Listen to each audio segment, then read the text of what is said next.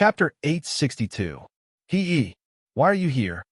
In the sky above the arena, a wretched voice sounded. This man in a black suit and glasses had already arrived at the arena the moment Infinite completed its evolution. It was just that, no matter if it was players or NPCs, none of them were able to detect his presence. To keep an eye on you, another calm and cold voice replied. That was also a man in a black suit. He had short brown hair, and his aura was in stark contrast to the wretched guy beside him. These two people appeared in the air as if they had teleported. It was just like the crew of some American TV series. Yes, I'm talking about Supernatural. In order to save money, they used the method of when the camera turns, the person is already there, silently, suddenly appearing. As for the identity of these two, I'm sure everyone has already guessed it. Woody and Simon. Hee. Do you think I will do something strange? Woody asked with a sinister smile. Under his glasses that were glowing white, there was a chilling aura. It's not will do, Simon continued. It is already done. Hee. Are you referring to Special Plan F? Woody laughed. That has nothing to do with me. I didn't even write Infinite. He spread out his hands. Speaking of which, this time I have a whole new level of respect for Ed and Link. They actually combined the truth sequence and matrix code from two different dimensions to create this monster. Don't change the topic. Simon interrupted Woody. When I say that you have already done, I naturally have my reasons. He turned his head and looked straight at Woody. According to the results of my investigation, the situation is as follows. His tone was like he was reading a verdict. After the tournament for the best S1 ended, Fong Bujue not only did not eliminate Loot, but he chose to cooperate with him. This action was beyond your calculations. So, you went to zero and used one of your preset language keys to trigger a set of treatment plans. See Chapter 460, Emergency Maintenance. He paused for a moment. Following that, Zero, who received the command, sacrificed a portion of her power as the price to forcefully infiltrate the space-time data transmission layer. She found the incomplete Infinite and implanted Special Plan F into it. Hearing Simon's words, Woody's expression was still calm. That wretched smile of his became even more pronounced. On the surface, it looks like you just went to a special anomaly to say a few words without any actual content, Simon said. But in reality, actually, that has nothing to do with me. Woody interrupted. I don't know of any preset treatment plan. Everything that Zero had done had never come out of my mouth. So, what you said is just your own conjecture. He used his middle finger to push up his glasses. As a judge, isn't it a bit inappropriate to make a judgment based on conjecture? Vincent is not wrong. Simon scoffed. Without concrete evidence, you will definitely try to deny it to the end. That asterisk shoal, sure knows how to talk too much. Woody laughed. In various ways. Even if he didn't say it, I have already thought of it. Simon said, I believe, when the first era of Thriller Paradise was destroyed, you have already secretly buried many things that could be used in the future. These things can help you turn the situation around when the ending of some key events goes out of control. And the method to activate them could be a sentence, an event, or the arrival of a certain point in time. That does sound like it is true. Woody's tone was still light. But I will not admit that that is the truth. He scratched the back of his neck. Assuming, please note, this is just an assumption. What if what you said is true? He replied fearlessly. There are only two ways to prove that I have used the above method to guide the development of the gambling game. The first is to force me to confess, which is obviously impossible. The second is to lock onto a preset plan that I have yet to activate, and then break apart the program that carries this plan, crush it, and thoroughly analyze it. Not to mention that there are countless programs in this game. Even if you have an exact target, it is most likely an extremely crucial set of data. If you carry out such a destructive examination on it, I'm afraid it will have an irreversible and huge impact on the direction of the entire gambling game. In other words, Simon looked at Woody with condescension. This game that you have set up, as the judge, I will not be able to get anything on you. I will still say the same thing. I did not do anything, and I have no idea what you're talking about. Woody answered this question very well. Even if he lost a bet, he didn't want to break the rules. At least he couldn't be caught in the open, because the result of breaking the rules was that he would be killed directly by Simon. Huh? Simon sneered and asked, "Do you think that I can't do anything to you, just like that? At least you don't have a clear motive to kill me," Woody said. "That is enough." "Enough, is it?" Simon continued. "Then, as the judge, I will interfere with the target that you have bet on within the scope of my authority. You have nothing to say, right? So you are not here to monitor me." Woody shrugged. "You are here to make an example out of me." "Make an example out of me?" Simon glared at Woody. "Who do you think you're dealing with? Is someone a rebellious teenager?" Hearing that, Woody knew that his baiting had been seen through. He said helplessly, "TSK, I've been seen through." "Of course," Simon said. Simon continued, "I know very well that Special Plan F appears to be a layer of insurance to protect Feng Bujue, but it is actually Infinite's protective umbrella." He paused. "This plan can effectively prevent Infinite from having a direct confrontation with Feng Bujue before they complete all the evolution missions and reduce their contact." He crossed his arms before his chest and said, "So far, every anomaly that has been defeated by Feng Bujue has made the same mistake, and that is to underestimate this human's ability. If they were to face Feng Bujue too early, the result would usually be failure. And Special Plan F allows Infinite, an existence that has the potential to reach infinity, to avoid this risk.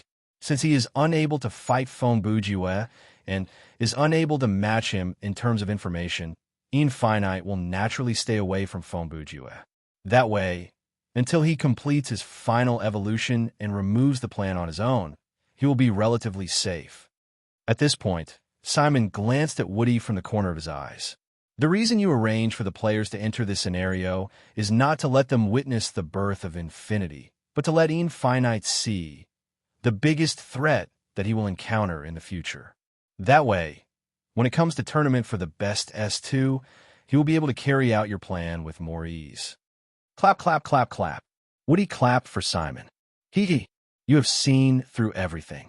Even though that Special Plan F has nothing to do with me, I can't help but want to cheer for you."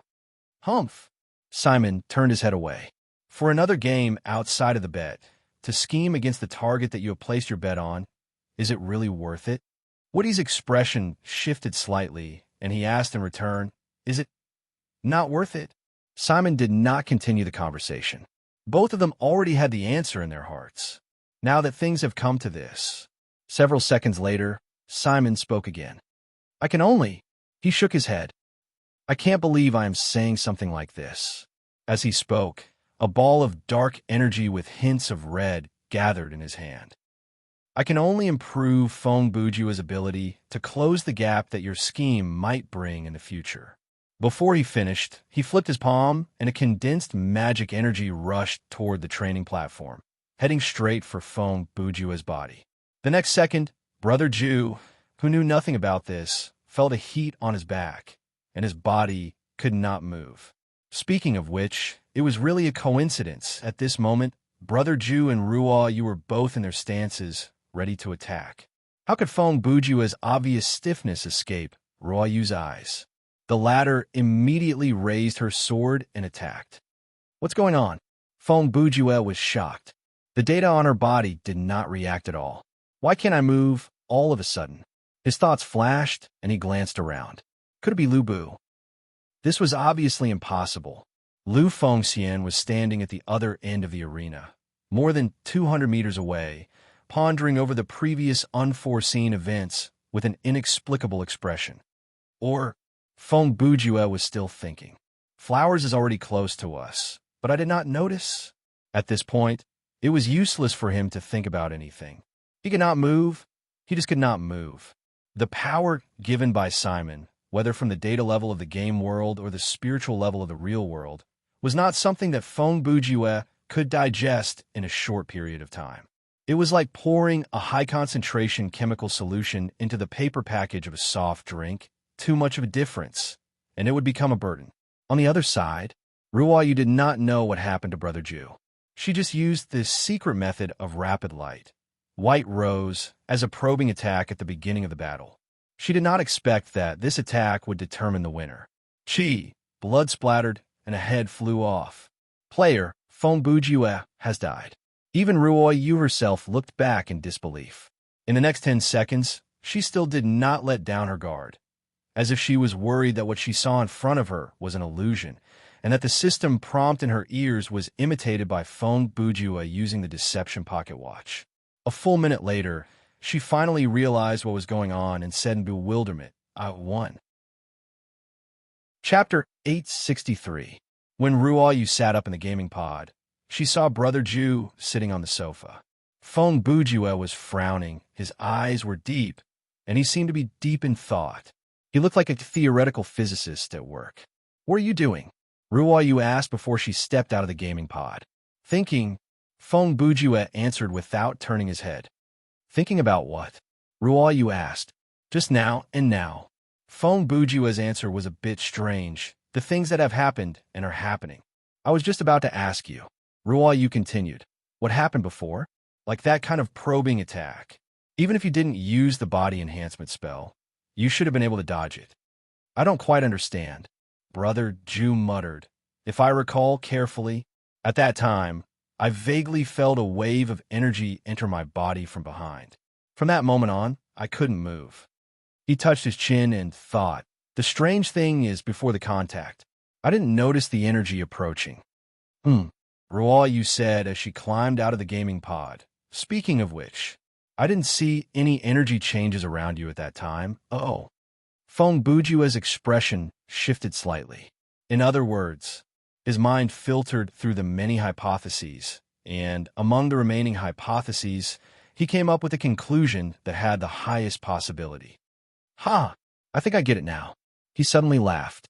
No wonder what?" When Ruo Yu asked this, she had already walked to Feng Bujue's side. "No wonder after I left the gaming pod, I didn't feel well," Feng Bujue said. Ruo Yu's face was filled with doubt as she continued.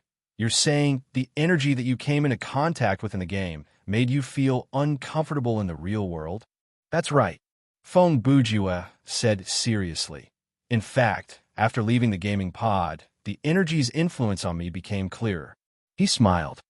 "At first, I thought that I was suffering from automatism due to my reactive mental disorder. Later, I deduced that I was suffering from indigestion because I ate too much for breakfast. But after hearing what you said, I understand now. I was most likely ambushed by some creatures that transcended the game dimension at the martial arts arena. As a result, the current me." When Brother Ju said this, he took a deep breath and revealed a joyful expression. Then he said, "So good that I can't control myself." Ruo Yu saw the change in Brother Ju's expression and was stunned for 2 seconds. "Are you sure you're not having a mental illness?" "No." Before Brother Ju could reply, Arthas, who was sleeping on the other end of the sofa, interrupted. "He's telling the truth, Meow." She yawned and said to Ruo, "Observe him with your spirit vision and you'll understand." After Ruo Yu heard this, she doubtfully did as she was told. In the end, she saw how can this be. After a few seconds, Ruo Yu's expression became very ugly. "What's wrong with me?" Feng Bujue read the worry and surprise on her face. "It doesn't feel good," Ruo Yu replied. "I heard from Granduncle, Gu-chun, that your foundation isn't right. Even if you have outstanding talent, your cultivation speed won't be much faster than those with average talent. Also, it's very easy for you to go crazy." When she said this, she looked at Feng Bujue as if she was looking at a monster.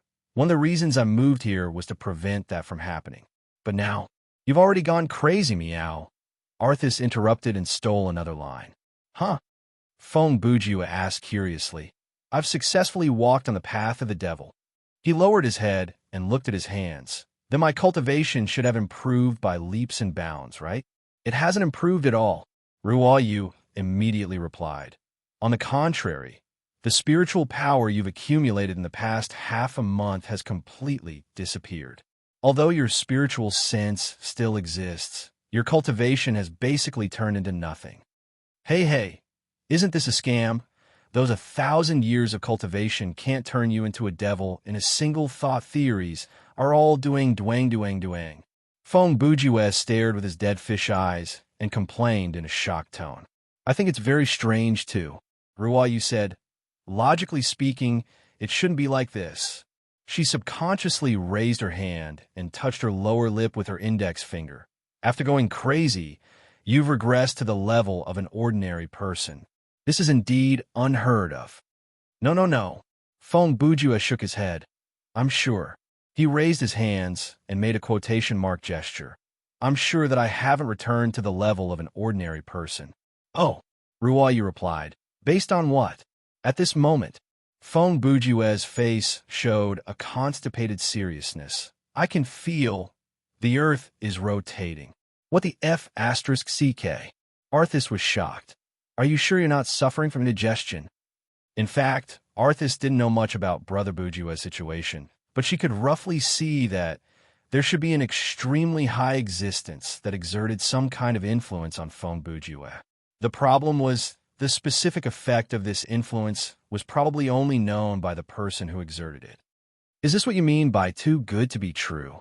Ruoyu narrowed her eyes and looked at Brother Bujue with a strange expression. Feng Bujue continued, I can also clearly feel the operation of all my organs, the flow of bodily fluids, the circulation of air, and even some semi-solidified. Okay, I know what you're going to say. Can you skip this part? Ruoyu interrupted. Also, Feng Bujue skipped the part about the digestive system. If I'm highly focused and stare at a certain area, I can see the physical operation of things in that area. Can you give an example? Ruoyu didn't fully understand his symptoms. Just like how I can see the flow of data in the game world. Feng Bujue replied. But in the real world, there is no such kind of binary image. What I see is more specific. As he spoke, he stood up and walked to the TV. 30 seconds later, he brought his TV box over. In 2055, the TV box was already a streaming media hub with N kinds of functions. Its mechanical structure was very complicated. Let's use this as an example. Before he finished speaking, he picked up the TV box and smashed it on the ground. With a few smashes, it fell apart. The parts inside were scattered all over the floor. Most high-tech gadgets have a weak side. Although I've never learned any high-end knowledge in science and technology, the current me can fix it. I believe you. Ruoyu replied, almost without thinking. Huh? Feng Bujue said, I haven't even started to fix it yet. This kind of damage is obviously outside the warranty. The repair fee is very expensive. If you want to buy a new one, it will be even more expensive. Ruoyu continued, judging from your financial situation and your usual style of doing things, you must have 100% confidence that you can fix it. That's why you smashed it, Feng Bujue was speechless. Anyway, just stay here and fix it for now, Ruoyu said as she turned around and walked towards her room. I'll give Granduncle a call and ask him, how should we deal with this situation? Oh, Feng Bujue responded. Then he thought of something. Oh, right. What happened to the killing game? Who won? I won, Ruoyu replied. Not long after you died, I went to Guji City. At that time, the two forces in the city had reached an agreement with Chi Tiendi. The former gave up the Hogyoku and stopped resisting, while the latter gave them a way out and used the power of the Hogyoku to return all the time and space. She turned her head and said, this kind of development was unfavorable for Qinshin. After the NPCs left, she had no forces to rely on. So, she instigated a few NPCs to surround and kill me when she wasn't prepared. Using my advantage and strength, I took her head in the chaos and ended the game. Feng Bujue nodded. You're so heartless. How could you do this to your girlfriend? Bang. Before he could finish his trash talk, Ruoyu had entered the bedroom and closed the door. Failed to flirt, meow. The next second, Arthas said with a smile. Other than mocking and complaining about me, don't you have anything else to do every day? Feng Bujue turned his head and glared at her. Then I'll say something else. Arthas changed the topic, and her tone became serious. Although I don't know what happened to your body, from my point of view, I think it's a good thing. My cultivation is gone, and it's a good thing? Feng Bujue asked. Do you know what it means to break something and then build something? Arthas said. Feng Bujue's heart skipped a beat. Whoa, you mean, if you were a bowl before, then you're a lake now? Arthas said. The spiritual power that you accumulated in the past half-month of cultivation was at most a few drops of water at the bottom of the bowl. When the bowl becomes a lake, that little bit of water, naturally, it's gone. That sounds very powerful. Feng Bujue continued. Then the changes in my body are also the results of breaking something and then building something. It should be, Arthas replied. I'm not sure what kind of power you've obtained.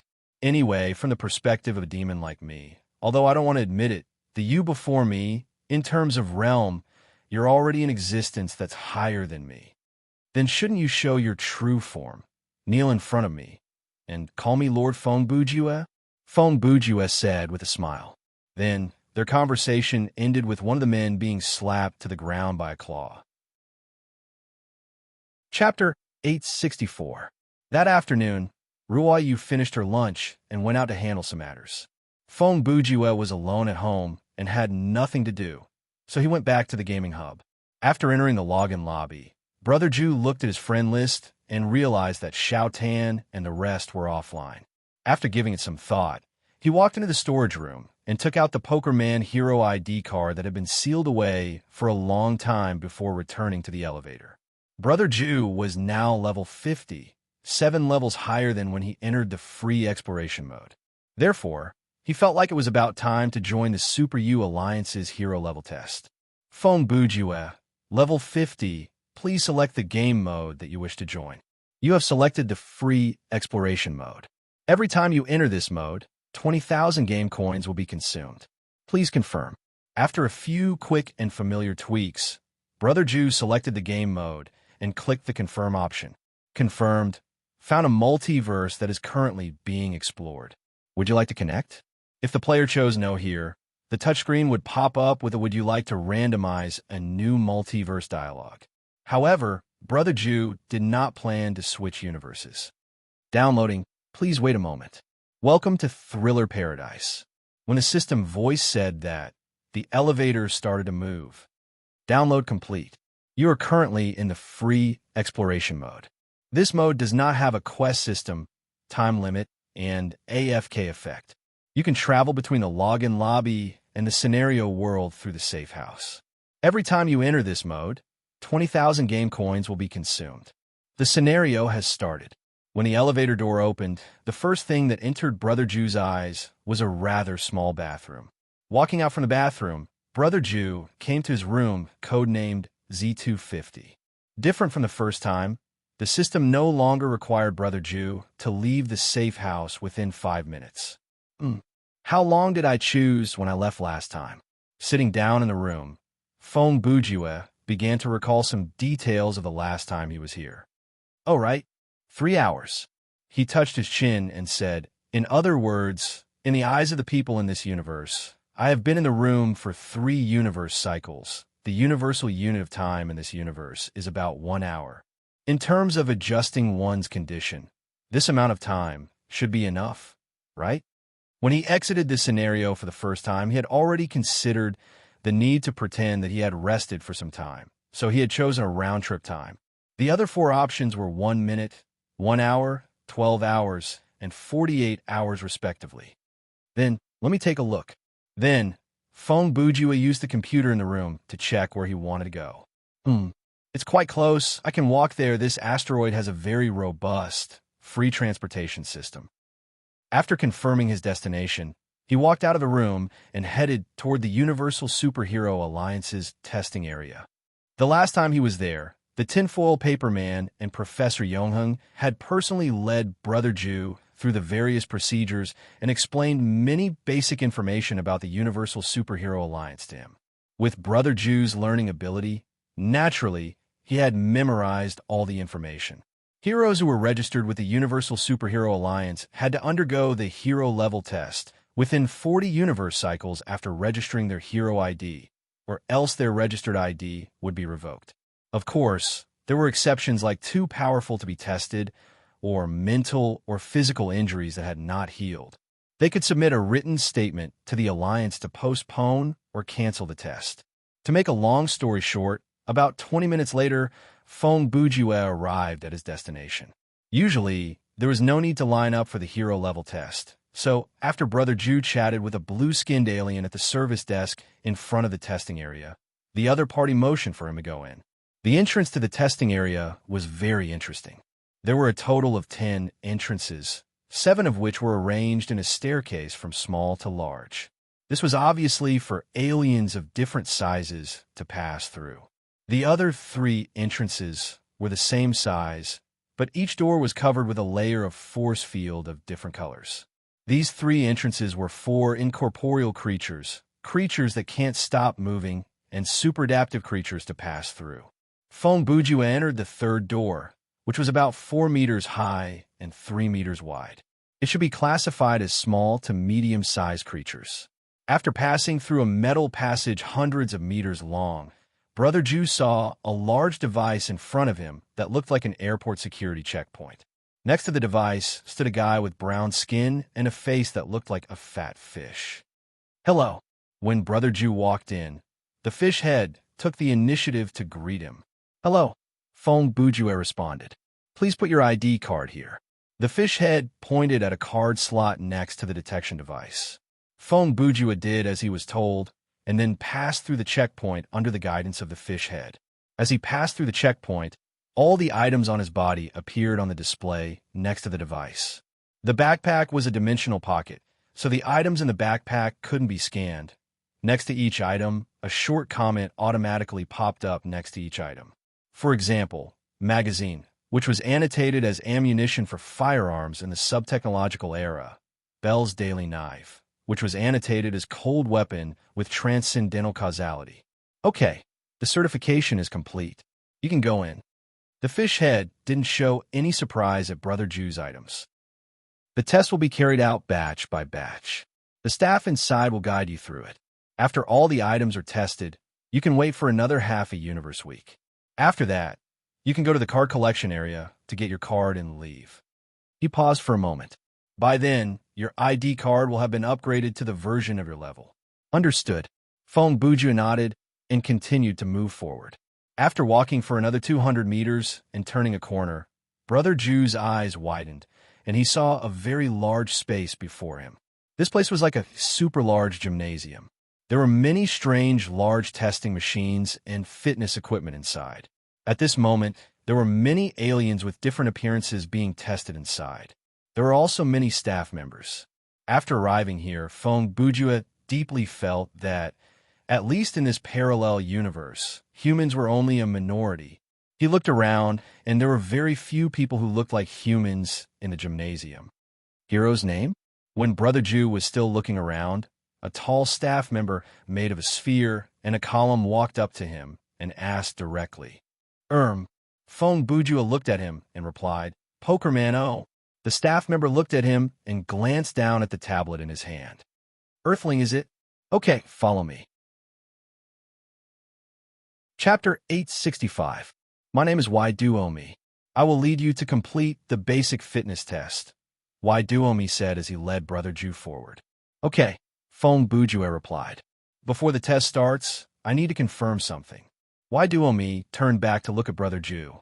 Is the equipment that you're currently wearing the standard equipment for a hero event? You can say that, Fong Bujue replied. Why Duomi continued. To ensure that the data obtained during the test is not too different from your actual hero event, we normally recommend that you wear the equipment for the test. Of course, if you need it, you can change into something lighter. There's a changing room over there. There's no need for that. Fong Bujue rejected the offer. I don't need it. Unless it was a special situation permitted by the system, the players were not allowed to change their clothes in the scenario. Therefore, Brother Ju did not need to worry about changing his clothes. Okay, as they spoke, Why Duomi led Brother Ju to the corner of the room and stood next to a circular machine.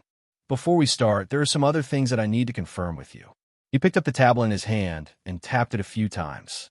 According to the information fed back by the instrument when you pass the checkpoint, your basic biological information is young male, earthling, thermostatic mammal, can't tolerate vacuum environment, requires oxygen environment to maintain respiratory system, adapts to gravity about 3 times bun air. Phone Bujue could not help but interrupt. Excuse me, but what does bumpy mean? Bumpy is the universal unit of measurement for gravity. It was named after the great cosmic physicist, Professor Gravity Bumpy. Why Duo Me was very patient when he answered the question. He had to face all kinds of questions from aliens from different solar systems and races every day, so he was used to it. Of the known high civilizations in the universe, most of them grew up in an environment with a gravity of 13 to 3 times bumpy, so we usually use this range as the standard range. Earthlings like you are considered a race with above-average physical fitness in this standard range. Oh, Phone Bujue listened to the other party's narration with great interest and nodded in response like a humble student. He was most interested in this kind of worldview setting. Even without the purpose of collecting materials, he was very happy to learn this kind of thing. All right, let me confirm it again. Domi quickly brought the topic back on track. Are there any serious deviations from what I just said? If you do, please raise it now to avoid injury during the test. Although the data fed back from the checkpoint was accurate 99% of the time, the staff would still repeatedly confirm these matters with the hero himself because there had indeed been incidents of testing injuries. No problem, Phone Bujue replied. I can start any time. Then now, please stand in the testing device. Domi raised his hand and gestured to the ring-shaped device beside him. This machine looked like a large metal tire without a contour, or rather, it looked like a standing ring with a diameter of 6 meters. After Phone Bujue stood in it, he noticed something strange. He immediately understood. Within the range of this ring, there was a different gravity from the outside world. The first test will test your limit and average running speed under a standard buggy. The test time will be 1 universe hour, about 5 minutes. Please use your full strength at the beginning of the test, and try not to slow down until the end so that we can measure the best peak and true stable average, Domi said. During the test, you can use auxiliary items or activate special abilities, but you are not allowed to use vehicles. In addition, please do not use flying or teleportation abilities. That is not part of the test scope of this project. After saying that, he walked to the console next to the machine. If there are no objections, I'll start the device. Okay. After Phone Bujue said that, he was already in a running position. Buzz. The next second, a mechanical sound was heard, and an electronic voice followed. The program has been activated. The speed testing ring is counting down. 5, 4, 3, 2, 1. Boom. There was a shocking explosion, and there was a burst of red spirit light. At the beginning of the test, Brother Ju used body enhancement spell, modified, and sprinted with all his might. During the test, the speed testing ring itself did not rotate, and the user's position did not change. Once the person running in the ring started running, their feet would become a state of walking on air. It looked like they were running on an air treadmill, but they would still feel down to earth. At that moment, looking from the outside of the machine, Phone Bujue's body was leaning forward and running wildly. The frequency at which his legs and hands moved had already created an afterimage in the eyes of most aliens with motion vision. Domi looked at the constantly soaring data on the console, and his expression changed slightly. It looked like Brother Ju's performance had greatly exceeded his expectations. Even many heroes and staff members who were waiting nearby to do other tests were attracted by the Earthling in the corner. Hey, is that really an Earthling? I'm not sure. Maybe he's a hybrid between a human and an alien. Don't underestimate Earthlings. Although the probability is very low, some of them are mutants who can withstand the effects of chemicals or special radiation. Their physical fitness can reach the level of a galactic hero. It's also possible that he's a speed-type hero. You're all thinking too much. That must be some galactic predecessor trying to break the test record. Just like that, Phone Bujue completed the first test amidst the discussion around him. In the first minute, he used the body enhancement spell, but after a minute, he stopped. After all, he was losing 1% of his life points every second. There was no need to put his life in danger for a test. In the next 4 minutes, his running speed was not slow either. This was because the gravity of a standard bungee jump was relatively easy for humans. It was equivalent to reducing the weight of humans on Earth by more than half. When Brother Jew came down from the speed testing ring, Domi's tone changed. "Oh, Poker Man, your performance is not bad." He thought that he was a cold guy, but it turned out that he was a normal alien. If your results in other tests are also at this level, it's possible for you to be rated as a planetary. No, it's possible for you to be rated as a galactic hero.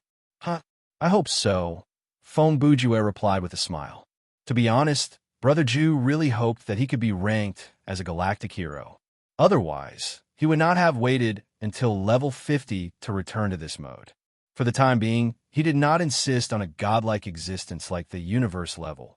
But if he wanted to have higher authority and freedom and be able to participate in more events, the higher the hero level, the better.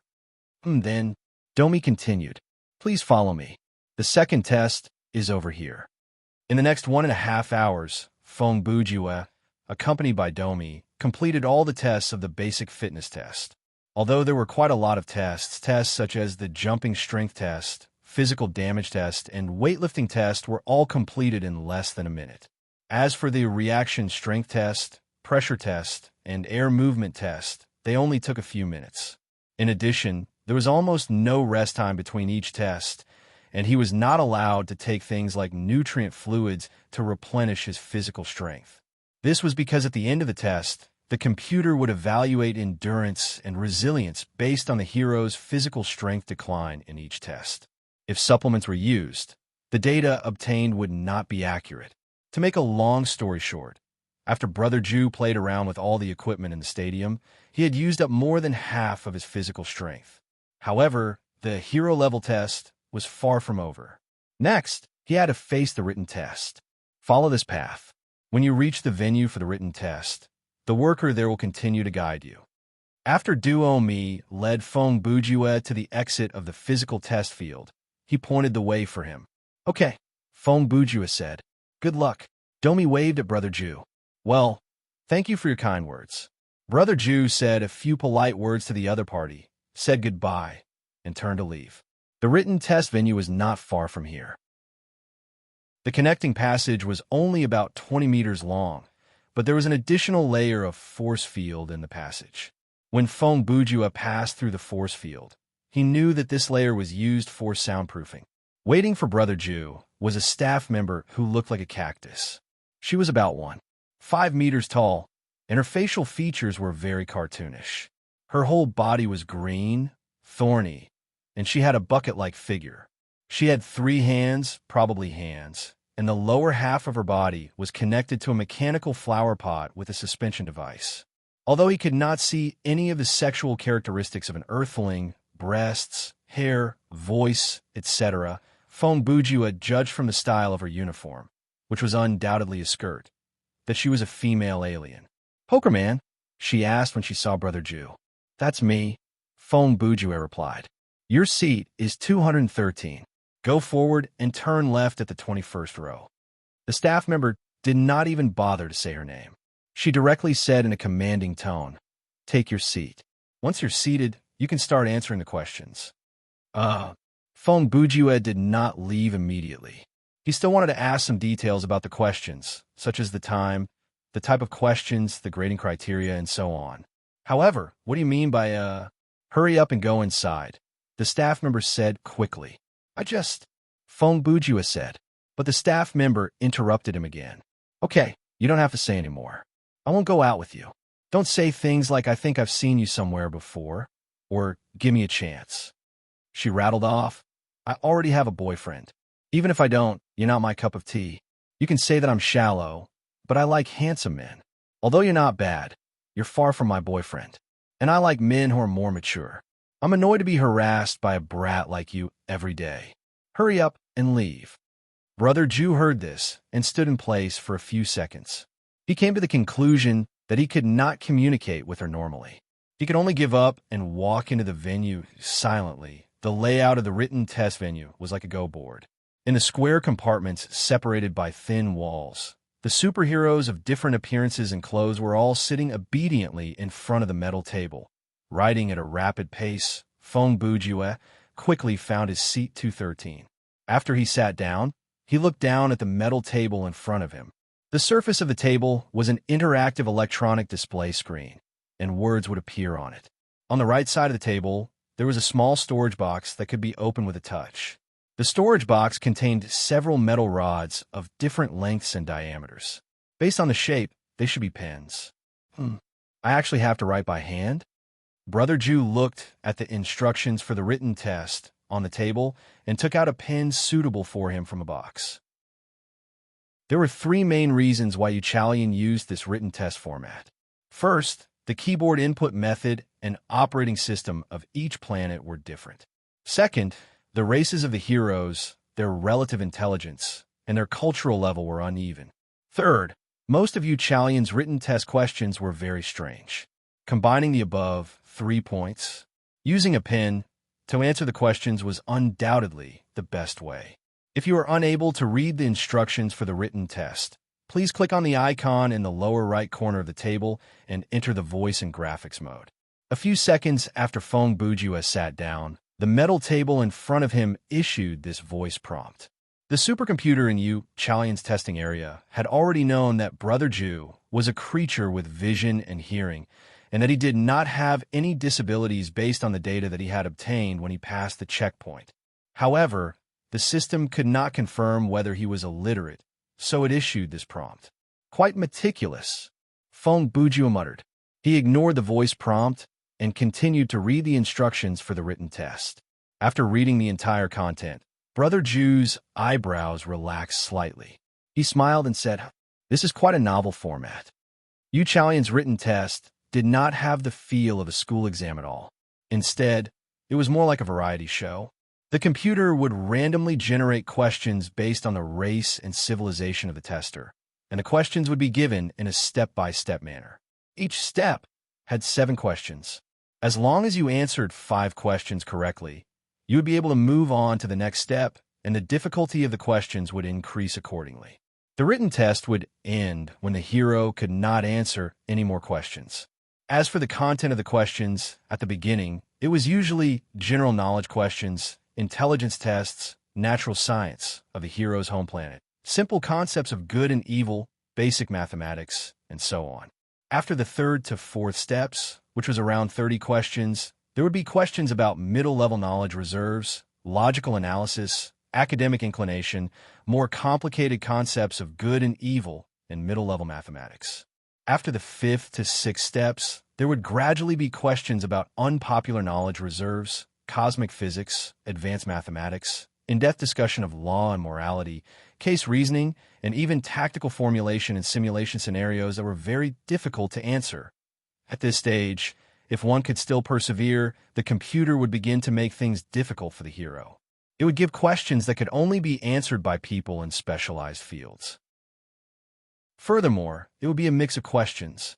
For example, the geological situation of a certain planet, the profound theory of cosmic physics, the superiority of certain electronic devices compared to similar products, the analysis of their cultural emotions from the perspective of planet shrugger psychology, and so on. Questions that required researchers in various fields to answer were all answered by one person. Although this was not impossible, the difficulty was undoubtedly astonishing. As the researcher and first batch of testers for this written test, Toad Hero Enway Slub and Tinfoil Hero Kitas Nitto were the only 2 people who had finished answering a total of 168 questions in all 24 stages.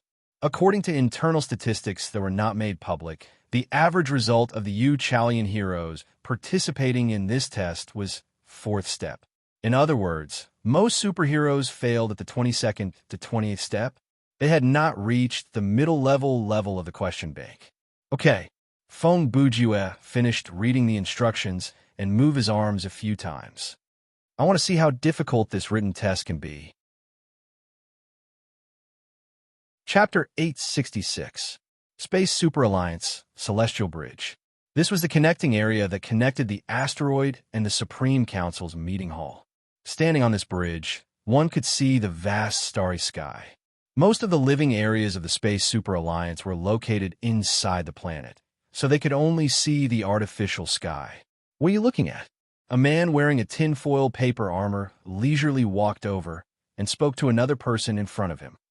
The latest set of data from the testing area shows that Toad Hero looked at the mini display on his forearm without turning his head. That poker man has reached the standard of a planetary hero in the physical test. Oh, not bad, Toad Hero said. The tinfoil paper man said, "It seems that this Earthling from a parallel universe is really something." Do you know what that means? Toad Hero asked in a low voice. What? It was not that Toad Hero did not have the answer, but he was too lazy to think about it. If he breaks through to rank 15 in the written test, or if he answers more than 100 questions, then Toadman finally turned around and looked at his old friend. Even if he doesn't do anything in the special ability test, he can still join the ranks of the Nebula level. So what? Toad Hero shrugged. A hero with high intelligence. Isn't that what we're looking for? He paused. Old friend, you know better than I do. These days, all the smart people have gone to become villains. That's right, Toad Hero replied. So, I can tell at a glance that poker man. No, I should say that Fong Bujue is definitely not a hero. His tone was firm. In his eyes, I can't see a trace of motivation to sacrifice or fight for justice. On the contrary, I see a crazy and unpredictable person. I know people like him too well. He reminds me of an old rival. At this point, Toad Hero was silent for 2 seconds before he continued. To achieve his goal, he will do anything, no matter the means. He is unprincipled before the generally accepted morality, but before a set of inexplicable theories which he considers reasonable, he will die rather than yield. His tone became more intense. In the eyes of people like him, there is no right or wrong, black or white. He only does what he wants to do and uses idealism to decide everything. He stared at the tinfoil paper man. Kratos, you should understand the consequences of letting such an extremely dangerous person obtain the qualifications of a galactic hero. Can you imagine how terrifying it would be to deal with a B or a level crisis in the future when someone like him interferes? Hearing that, the tinfoil paper man did not speak for a long time. Moments later, his expression shifted slightly, and he said, "In way, you might be right, but..." He shook his head. So far, Fong Bujue has not shown any hostility toward us. In fact, he has helped Breakdancer and Step Stranger solve the crisis of Planet Slag, and has clearly expressed his desire to join the Alliance. Tinfoil Man's personality was much more cheerful and tactful than Toadman's. His starting point when considering things was also different from Toadman's. Let's not talk about the fact that he hasn't done anything yet. Even if he is really plotting something in the dark, without any evidence, you can't just rely on your own feelings and prejudice to put him on our opposite side, right? Humph. Toad Hero scoffed unhappily. Of course, I know that, and I don't plan to push him to our side.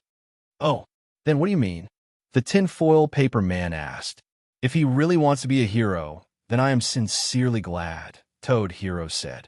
But if we give him such a high level of clearance from the start, I'm afraid it will be hard to see through his true intention. Oh, the tinfoil paper man understood instantly. So that's what you mean on the other side at the written test venue. This is too much. Fong Bujue was holding the pen. With a constipated expression, he frowned at a question on the metal table. He was in the same state as when he was young and could not answer the question for the test. Draw the DNA structure analysis of any kind of Mahit's native life form. Brother Jew reviewed the question several times before giving up. This question, how is it possible for an Earthling to know about it? Even if you want to find someone from Mahit, they might not know about it, much less an Earthling. Only the biologists on Mahit, or some astrobiologists from other planets, could possibly draw it. If I can't answer this question as well, Fong Bujue mumbled. Including the 2 questions earlier of the 7 questions at this stage, there are 3 that I don't know how to answer. In the past hour or so, he had answered a total of 98 questions on the 14th level. On the 15th level, He had already reached the 5th question, and the first 4 questions had 2 wrong and 2 right answers. In other words, he could be considered to have broken through 100 questions. This, seeing that he could not answer anymore, Feng Buju muttered unhappily, using the method of drilling blind spots to increase the difficulty. You guys are just so. If I could live for hundreds of years like you, and my brain ability would not decline, this kind of question would be child's play. That's right, Brother Jew also had this kind of small trouble. He never regretted it when it came to major life events. But when it came to things that were not so important, he especially liked to find excuses for failure. For example, the guy who said my handwriting was ugly didn't understand the soul of my handwriting. Passers-by don't dare to look at me because I'm too handsome. I'm born with bad luck because God is jealous of my talent. What's wrong with being a Chinibyu? Back to the topic. Since there was no way he could continue with the question, Feng Bujue decided to go for broke. He drew a middle finger on the answer to question 103 and clicked submit. Wrong answer. You have answered 3 questions incorrectly in this stage. The written test has been terminated. A voice prompt and text appeared at the same time, announcing the end of Brother Jew's written test.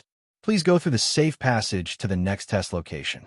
Please see the map below for the location of the passage. If you need help, please communicate with the uniformed staff nearby. Then, a mini-map of the written test venue quickly floated up on the metallic platform. The map showed Brother Jew's current location and the location that he should be heading to. It even marked out the shortest route that he could take. Feng Bujue glanced at it, stood up, and walked along the route. After an hour of rest, his physical strength had recovered a lot, and his footsteps were lighter. However, the fatigue and soreness accumulated from the previous aerobic and anaerobic exercise didn't ease. On the contrary, there was a feeling that gradually spread out. He didn't know if it would have an adverse effect on the next test. 5 minutes later, Feng Bujue arrived at the special ability testing area. This time, the staff that came to meet him was a zombie. Poker man, right? The zombie wore a staff uniform and held a tablet in his hand. This was their standard. The first 2 tests were not bad.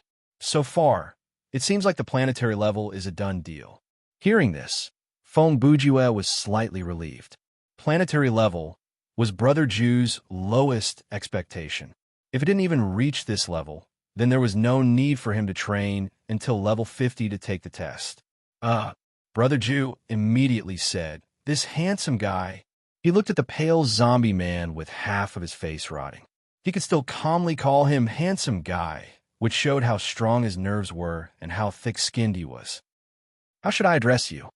10 seconds. It took the zombie man a full 10 seconds to finish reading his name, and it gave people the feeling that this was already considered fast. Holy sh**. Feng Bujue felt like 10,000 alpacas were running through his head. He thought to himself, your name is quite interesting. Witticism, personality traits, ancient rhymes, lyrics, phrases, and the resurrection secret of wrath. Ikari_warriors on the NES platform. You can revive by pressing ABBA in the game. Are all here. Not counting the English, there are 87 words. What the hell is that hiss at the end? Was your name given to you by Musashi Kogani? Ha! Feng Bujue's mouth twitched twice, and he replied with a dry smile. What a good name.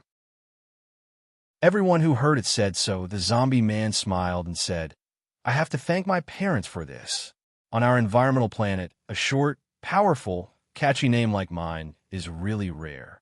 The school on your planet can be dismissed after the roll call every day. Feng Bujue complained again in his heart. Speaking of parents, my girlfriend has agreed to come home with me to see my parents in the next universe era. Let's just treat it as Chinese New Year. Just thinking about it makes me a little excited. The zombie man showed a narcissistic and happy expression, and he took out a photo from his arms. Look, isn't my girlfriend pretty?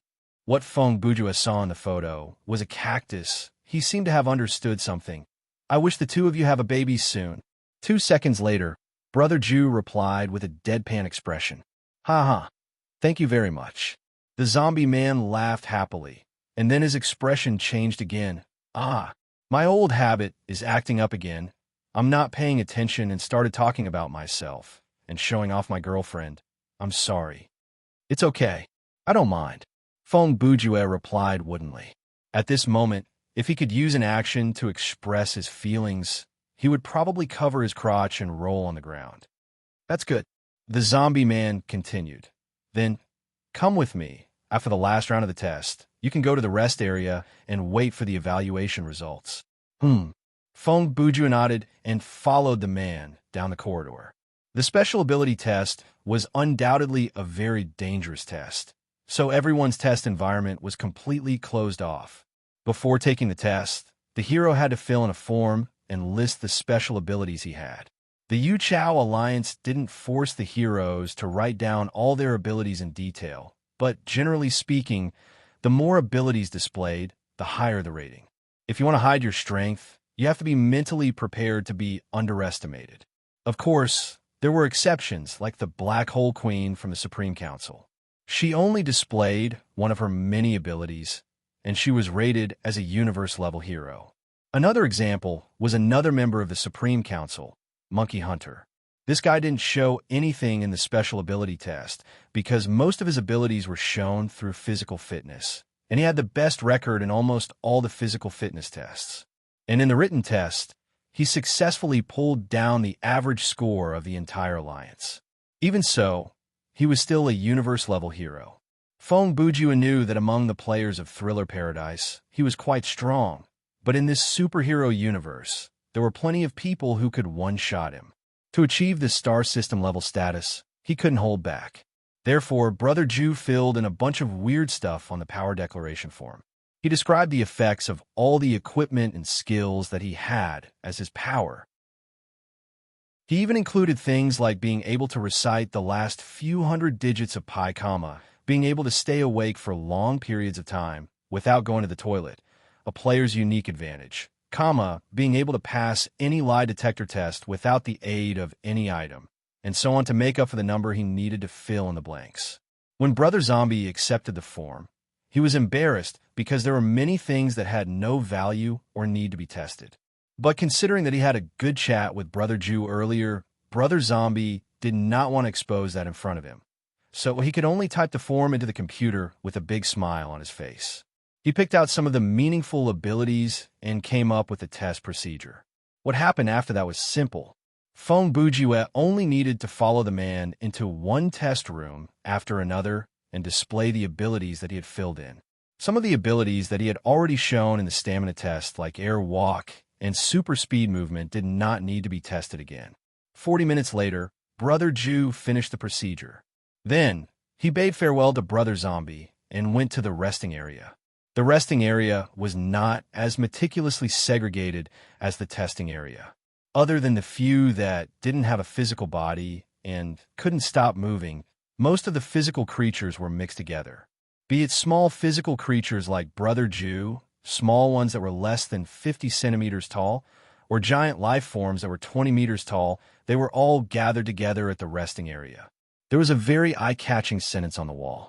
Please be careful with your feet to avoid stepping on anything. Come to think of it, that sentence was quite meaningful. After waiting for half an hour at the resting area, Feng Bujue observed the heroes around him with great interest. He also tried to strike up a conversation with the other test takers. Although Brother Ju wasn't a person who liked to socialize, he didn't want to let go of this opportunity to gather information. Feng Bujue was very happy to be able to communicate with these advanced life forms from different planets and different races and understand the strange interstellar culture. If it weren't for the rule that said that he couldn't stay in the resting area for more than 35 minutes, Brother Ju would have stayed there for 3 to 4 hours. Finally, after a total of 4 universe cycles, the universe cycle, Feng Bujue walked through the exit passage and came to the card collection area. He was ready to receive his certified hero ID card. However, before he received the card, he had one more thing to do. That was to pay attention to a statue in front of the exit for 10 seconds. The statue looked very ordinary. It had a round head and facial features that were similar to humans. It didn't look very tall either. He was one of the original founders of the Cosmos Super Alliance. In the last and only S-level crisis of the universe, he almost single-handedly turned the tide and save the entire universe. He also paid the price with his life. He was known as the greatest hero in history, but for some reason, no one knew his name. It was said that he was erased from this world by God. However, people still remembered his image. Every hero of the Universe Superheroes Alliance had to come to this statue and let this senior take a look before officially embarking on the hero's path. This was a tradition that had been passed down between heroes for generations. The last time he came to this universe, the Tinfoil Man and Dr. Eternal had told Feng Bujue about this tradition very seriously. Brother Ju naturally wouldn't forget.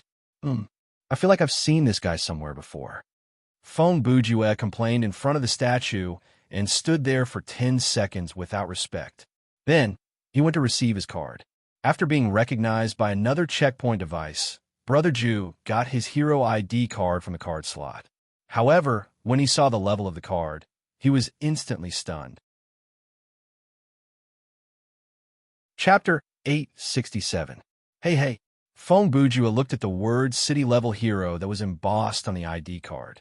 The card was written in the universal language, but the system had its own translation. Is there a mistake?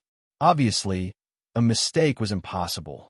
The rating for the hero-level test was very strict. All the data would be reviewed and evaluated by a supercomputer and a team of experienced reviewers. Since there was manual processing, the tester had to wait for half an hour, and then they would come up with a comprehensive rating. Unless the tester purposely hid their power or seriously misperformed, there would be no overestimation or underestimation of their level. Of course, the absence of a mistake did not mean that there was no mistake. With Feng Bujue's ability, based on his stamina alone, he could be considered a planet-level hero, but in the end, he was only assigned the lowest level, city level. This result was undeniably wrong, and the culprit behind this mistake was Toad Hero Inwei Srubu. One had to admit that this universal hero who was known for his wisdom lived up to the title of cunning. When he first met Brother Ju, he instinctively felt a sense of danger and made a relatively accurate judgment of Brother Ju's personality. Be it instinct or prejudice, in any case, Inwei Srubu had a firm belief in his heart that Feng Bujue was not a hero at all. However, he had no proof. Objectively speaking, Brother Ju did not give himself away at all. Therefore, Toad Hero came up with a plan as a test for Brother Ju. If Feng Bujue is a real hero, then he wouldn't care about his level. Toad Hero used that to convince Paperman. After the two had a discussion with the other members of the Super U Alliance, they started to implement the plan. They changed Brother Ju's test level to the lowest level, city level. I say, Feng Bujue returned to the service counter at the entrance of the testing area and tried to ask the worker, "Is there a problem?" The worker looked at him expressionlessly and replied, "You feel that your level is too low, right?" "Yes," Feng Bujue replied matter-of-factly. "After all, city level is 2. This form, give it to me when you're done." The worker did not even let him finish. He took a form from the table and passed it to him. Feng Bujue accepted the form and looked at it. "Level-up test application form?" he asked in a questioning tone. "The time interval between the two tests is no less than 3 universe years, or 156 universe cycles," the worker replied. "Hand in the form now, and you can come back for the test after the time limit." Looking at the man's expression, Feng Bujue understood that his complaint was meaningless. In any case, the U Super Alliance would never change the test results that had just been released. Their attitude, they were. If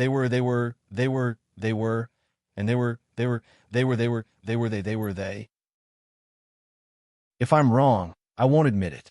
If I admit it, I won't change it. If I change it, I won't do anything about it. Even if I'm really wrong, I can only ask you to pay for my mistakes and take more detours. You can't say anything to me, otherwise, it's your fault. If you're wrong, I'll punish you on behalf of the moon. Tut. Forget it. Feng Bujue thought for a few seconds, then put down the form and said, "Sorry to bother you." After that, he took his city-level hero ID card and turned to leave. Just as he turned around, Feng Bujue lifted his head to look at one of the surveillance cameras and revealed a taunting smile. At the same time, Toadman, who was watching Brother Bujue's every move through the surveillance camera on the other side of the asteroid, had a change in expression. TSK. This kid, is he trying to show off to me? Fong Bujue's smile contained at least 3 messages. First, he already knew that someone had tampered with his results. Second, he also knew that the person behind the scenes was monitoring him at this time. Third, he didn't mind exposing the fact that he already knew the 2 points. Not only smart, but also arrogant. Toadman's face quickly showed a sneer. "Oomph. I like to see what kind of person you are. Phew. What bad luck." 20 minutes later, Fong Bujue had returned to the hero dormitory. He lay on the bed and stretched. If I knew this would happen, I would have done the test when I was level 43. On the way back, he had already sorted out the whole thing in his mind. Although he wasn't 100% sure who had tampered with his test results, the name Toadman was undoubtedly at the top of the list of suspects. Sigh, but I can't blame anyone else. After taking a deep breath, Brother Ju used his hands as a pillow and mumbled, "If it were me, I would have used the same strategy." He licked his lips. Letting a newcomer with an unfathomable intention gain the authority of a planetary or even a star system level hero is not a good idea. Furthermore, this person comes from another multiverse, so there is no way to find out more about him. After thinking it through, Fong Bujue did not feel angry or depressed about his level being restricted. On the contrary, he agreed with Toadman's approach from the bottom of his heart. He was such a person, even in the face of more despicable means and more unfair results. He could still accept it calmly and smile contemptuously. He would even stand in the other party's perspective and consider the rationality and profitability of this approach. Agreeing with despicable, understanding despicable, but disdaining despicable. This was Fong Bujue. He was rational and smart, but stubborn and stupid. Of course, when he felt it was appropriate and necessary, he could be more despicable than anyone else. Well, since I'm already here, I can't just go back like this. Fong Bujue continued to read. "Every time I come in, I have to spend 20,000 game coins." As he spoke, he sat up from the bed, turned on the computer in the room, and inserted his hero ID card into the card slot of the computer. Searching for ID card. Identity confirmed. "Welcome to the system, Poker Man." "Okay, let me have a look." After Fong Bujue logged into the Hero Activity Self-Service Client of Yuchalian, the system automatically assigned him to the city-level Hero channel. After quickly scanning the user interface, he clicked on the Hero Mission Acceptance and Mutual Assistance option without hesitation and began to search for missions that he could accept. Chapter 869. Planet Silu was located in the south area of the Milky Way. Its gravity was 9 times that of Earth, and its population was about 7 billion. Its volume was slightly smaller than Earth, but the surface area of the planet was about 40% larger than Earth. It was 170 million kilometers away from the nearest star. The distance between Earth and the Sun was about 150 million kilometers. Its climate was very similar to Earth. There were a total of 15 countries on this planet, and they had formed a federation for many years. The coordination between them was very good. Therefore, the distribution of population and resources on this planet was very even. In short, this was a peaceful and rich planet. Of course, the absence of war and famine didn't mean that there were no crimes. Planet Silu was a highly intelligent life form very similar to Earthlings. Their biological nature had determined their criminal motives, forms, and contents. The gap between rich and poor, the height of social status, and even the appearance of their spouse, etc., could all be incentives for crimes. Driven by the original motive of desire, it would eventually evolve into criminal facts. Where there was crime, there would be police. Planet Silu's police were extremely outstanding. Whether it was the number of people, quality, equipment, or efficiency, they were all top-notch. You would never see Planet Silu's police sitting in a police car eating donuts. You would also never find any Planet Silu's police officers who were overweight or had substandard IQ. Because there was no war on this planet, and the federal system was very stable, 99% of the people could at least live a life of food and clothing. In such a big environment, words like arms race, financial confrontation, racial discrimination simply didn't exist in the planet Sila's dictionary. Crime rate was the most important thing for the governments of the 15 countries. Public security was the most important issue for the people of planet Silu. Therefore, the police department had become the most powerful and vital institution of the planet's countries. However, on such a planet, super criminals were emerging in an endless stream. Perhaps it was because things always move in the opposite direction when they reach an extreme. Under the situation where the detection rate of ordinary crimes was close to 100%, high-end criminals stood up and forcefully pulled up the crime rate, reducing the overall detection rate. And many of them didn't even have a motive. Perverted murderers, robbers, kidnappers, and murderers who called themselves judges, revolutionary organizations in the late stage of Chinibu, and so on, a group of people who had nothing better to do or were mentally ill, wore strange clothes, and committed crimes everywhere. Among them, there was no lack of highly educated people with high IQ, elite people with the title of professor, or rich people who dominated the business world. This group of weirdos, for various reasons and purposes, ended up on the path of no return of super criminals, which put tremendous pressure on the police of Planet Slow. Thus, another group was born, and that was the Vigilantes. To put it coolly, he was a superhero. Folk experts, police officers, strange inventors, superhumans, victims of chemical accidents, and so on. Various people with unique skills also put on strange clothes and stepped onto the streets at the edge of the law. They began to fight with those super criminals. That day, Planet Silu, Sila Thunder Nation, East 15th District.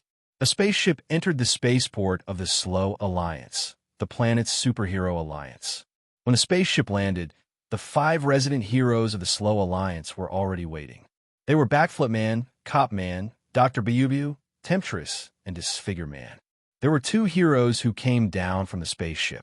They were from the Universal Superhero Alliance. They had rushed over after receiving the Slow Alliance's request for support.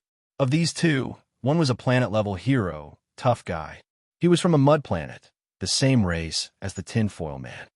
He wore a gray trench coat, combed his hair back, and had an eye-catching X-shaped scar in the middle of his face.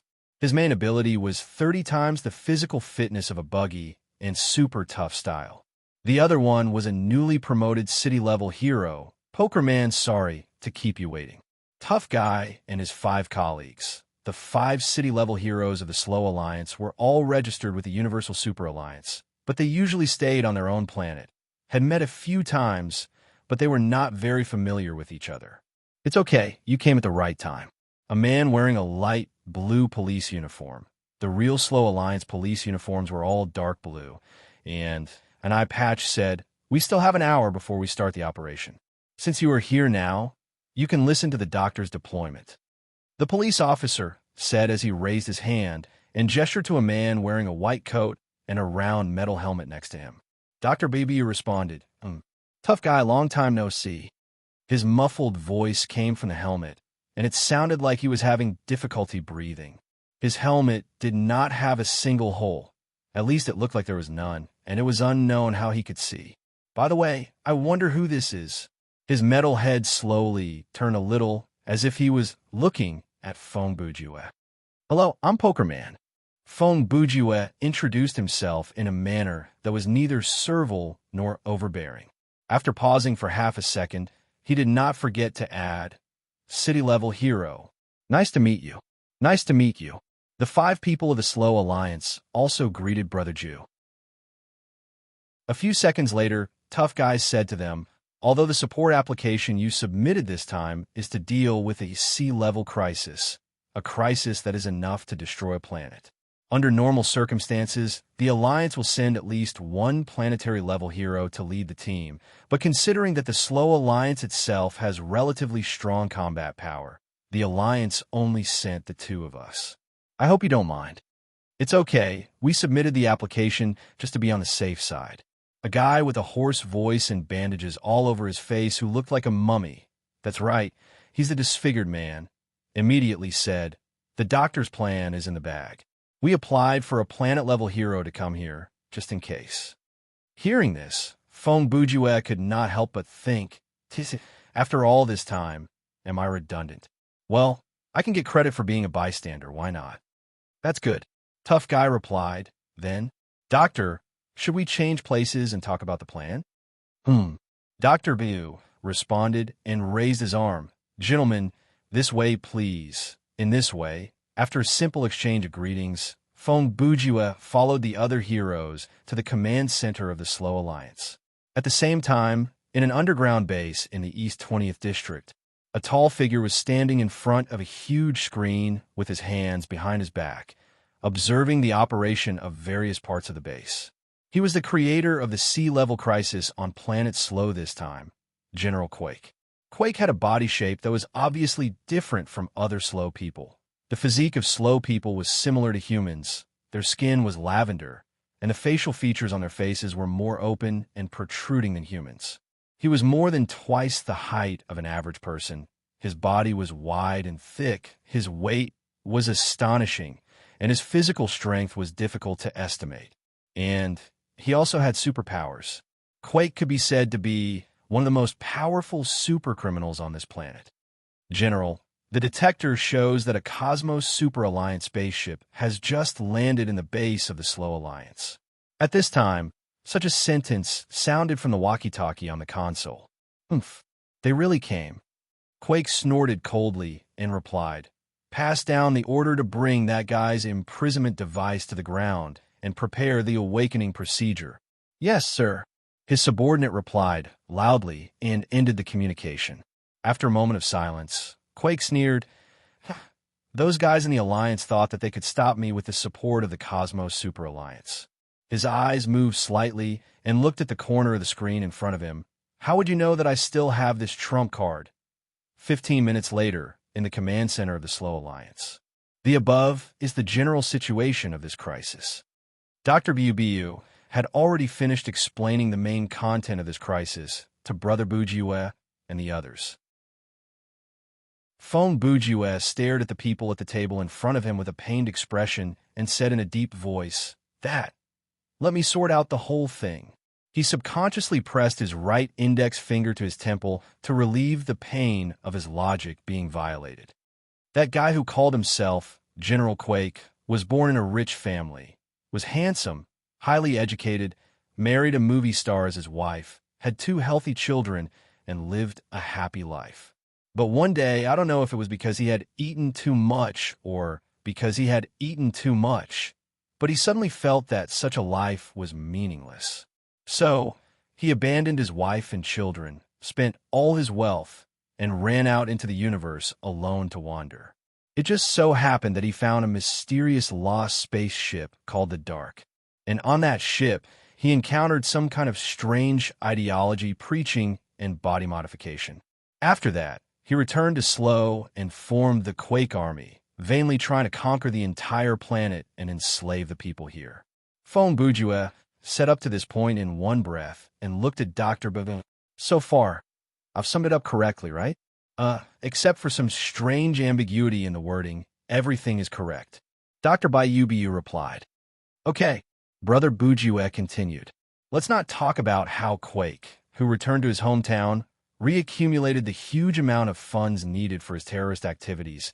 And let's not talk about why so many people who didn't have to worry about food and clothing were willing to follow him in his desperate deeds. Let's talk about this C-class crisis." He paused for a moment before continuing. "This guy directly threatened the federal government, claiming that he has mastered the military force enough to destroy the entire planet, and demanded that they recognize the Quake Army as the only legal government on Slow within 48 universe weeks.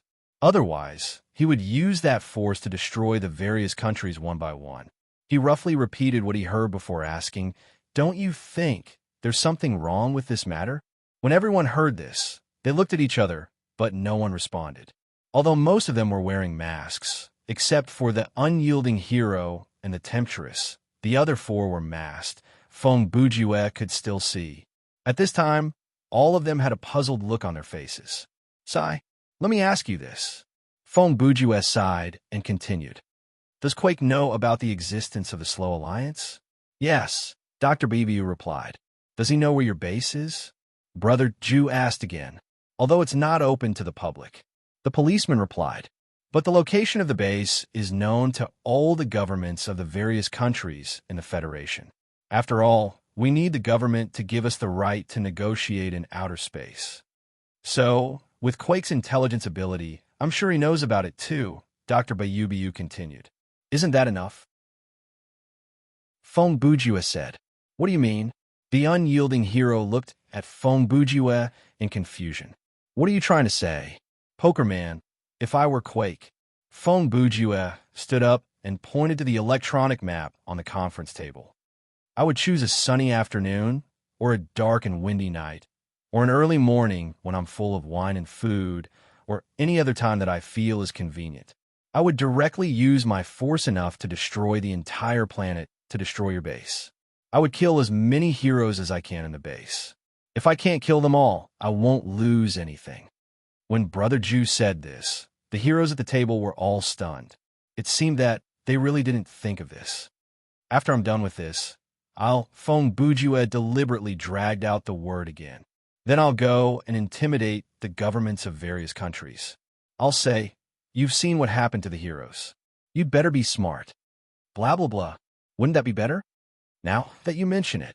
At this time, Ruined Hero opened his mouth and said, That's really the case. Dr. Babu also said in a tone that revealed a hint of fear. Fortunately, Quake didn't think of this. Yeah. Backflipper and the other heroes also agreed. F*CK. Feng Bujue said, Is there really no problem with the IQ of these guys? Obviously, the problem that Brother Ju mentioned was not what they understood it to be. Brother Ju meant that Quake probably didn't have the kind of force he claimed to have. Otherwise, he would have done so long ago. How could he not think of such a simple thing? Unfortunately, this time, Feng Bujue was overthinking it, because Quake really didn't think of it. In this multiverse of superheroes, there were many alien races that were not good at scheming and were very shallow. This was not to say that there was a problem with their intelligence. On the contrary, many aliens had a larger brain capacity than Earthlings, and their brain power was stronger than that of humans. It was just that, in terms of scheming, Earthlings were simply too strong. Scheming had nothing to do with the level of technology and civilization. Those ancient military strategists may not have the same general knowledge of mathematics, physics, and chemistry as modern high school students, but the strategies that they came up with at that time and place were definitely not something that high school students, the vast majority, could think of. By the same token, the people of Silu may not be able to think of strategies that are very simple in the eyes of us Earthlings, even if they rack their brains. Pokerman's reminder is very good. It seems that we have to act quickly. A moment later, Dr. Bayu said again, If Quake thinks of this and launches a surprise attack on us, the consequences will be unimaginable. Doctor, Tough Hero said, Hurry up and tell us your plan of attack. Okay. Dr. Bibu also stood up and manipulated the electronic map on the table. He pointed a few coordinates on it and unfolded a three-dimensional image. Everyone, please take a look. This is Quake's base. What? Feng Bujue was shocked. So you also know where Quake's base is? Brother Ju's unspoken question was, Could you explain why Quake's base hadn't been reduced to ashes yet? We just detected the location of the base 4 hours ago. Dr. Baby replied. Oh. Brother Ju nodded and thought to himself. Okay, that makes sense. He wasn't too clear about the style of the people of Silu. In any case, in a situation like Quake's, as long as his location was exposed on Earth, he would be carpet-bombed by dozens of countries in minutes. Let alone 4 hours, it would be a problem for him to even survive for 4 minutes. Under the banner of the Silu Alliance, there are 65 vigilantes from all over the world, planet Silu. However, only the 5 of us are qualified to register with the Yushao Alliance. Dr. Bibu continued, considering that the 60 people are scattered in various cities and most of them don't have superpowers, I've only gathered the 5 strongest people in the Alliance for this operation. He looked at Tough Hero and said, to be on the safe side, I've also applied for support from the Yushao Alliance. To put it simply, we're adopting the strategy of an elite team raid. Tough Hero added, of course, from a practical point of view, this is the only plan we can use. Because after Quake's announcement, there has been a sharp increase in the crime rate all over the world. Heroes and police everywhere are now very busy. If we gather them, the role they can play is limited, but the negative impact may be greater. I say, Feng Bujue couldn't help but interrupt again. Is this really the only strategy? He leaned back in his chair and stared at them with his dead fish eyes. Think about it again. Really, think about it again. His tone was like that of a cram school teacher who had encountered the ultimate underachiever. He had the feeling of seeing that you really can't answer. I want to give you the answer, but I can't. Poker Man, at this time, Tough Hero, who was sitting next to Brother Jew, turned his head and said, time is limited. If you have something to say, just say it. Sigh. Okay. Feng Bujue continued. My plan is like this. Chapter 870. It was 1:45 on Planet Slow. There were only 15 minutes left until the deadline announced by General Quake. At this time, in the hangar of Quake's underground base, thousands of soldiers in beige military uniforms had lined up neatly and were ready to set off. However, before they set off, General Quake had to personally go on stage to give a speech to boost everyone's morale. Squeak, squeak, ding, ding, ding, ding. Before Quake appeared on stage, a rhythmic piece of music played on a huge screen on one side of the hangar. 2 seconds after the music started, Quake, who was dressed in military uniform and had an ambiguous smile on his face, appeared on the screen. Work hard, no problem for you. He smiled at the camera and said, you also need to have hobbies. The scene changed. Quake tore a police officer in half with his bare hands. Blood splattered everywhere. Happy family, no problem. The scene changed to a scene of him sitting on a sofa with many beautiful women and cute children. Leave some space for yourself. The scene flashed, and Quake was the only living person left on the sofa. He was still sitting among a pile of bones of women and children, laughing loudly. Join Quake's army, no problem. There's also annual salary and benefits. Here, a few close-up shots of Quake's army's equipment, resources, sergeants in formation, and Quake himself were shown. Planet Slow's strongest illegal armed force, Quake's army. Quake turned his face to the side, held a military badge with his face printed on it, and said to the camera, I am Quake, and this is my army. If you want to learn more, please log on to the following website. There's also a Quake Memorial badge to receive. The above was the recruitment video for Quake's army. In this base, this video would be played every now and then.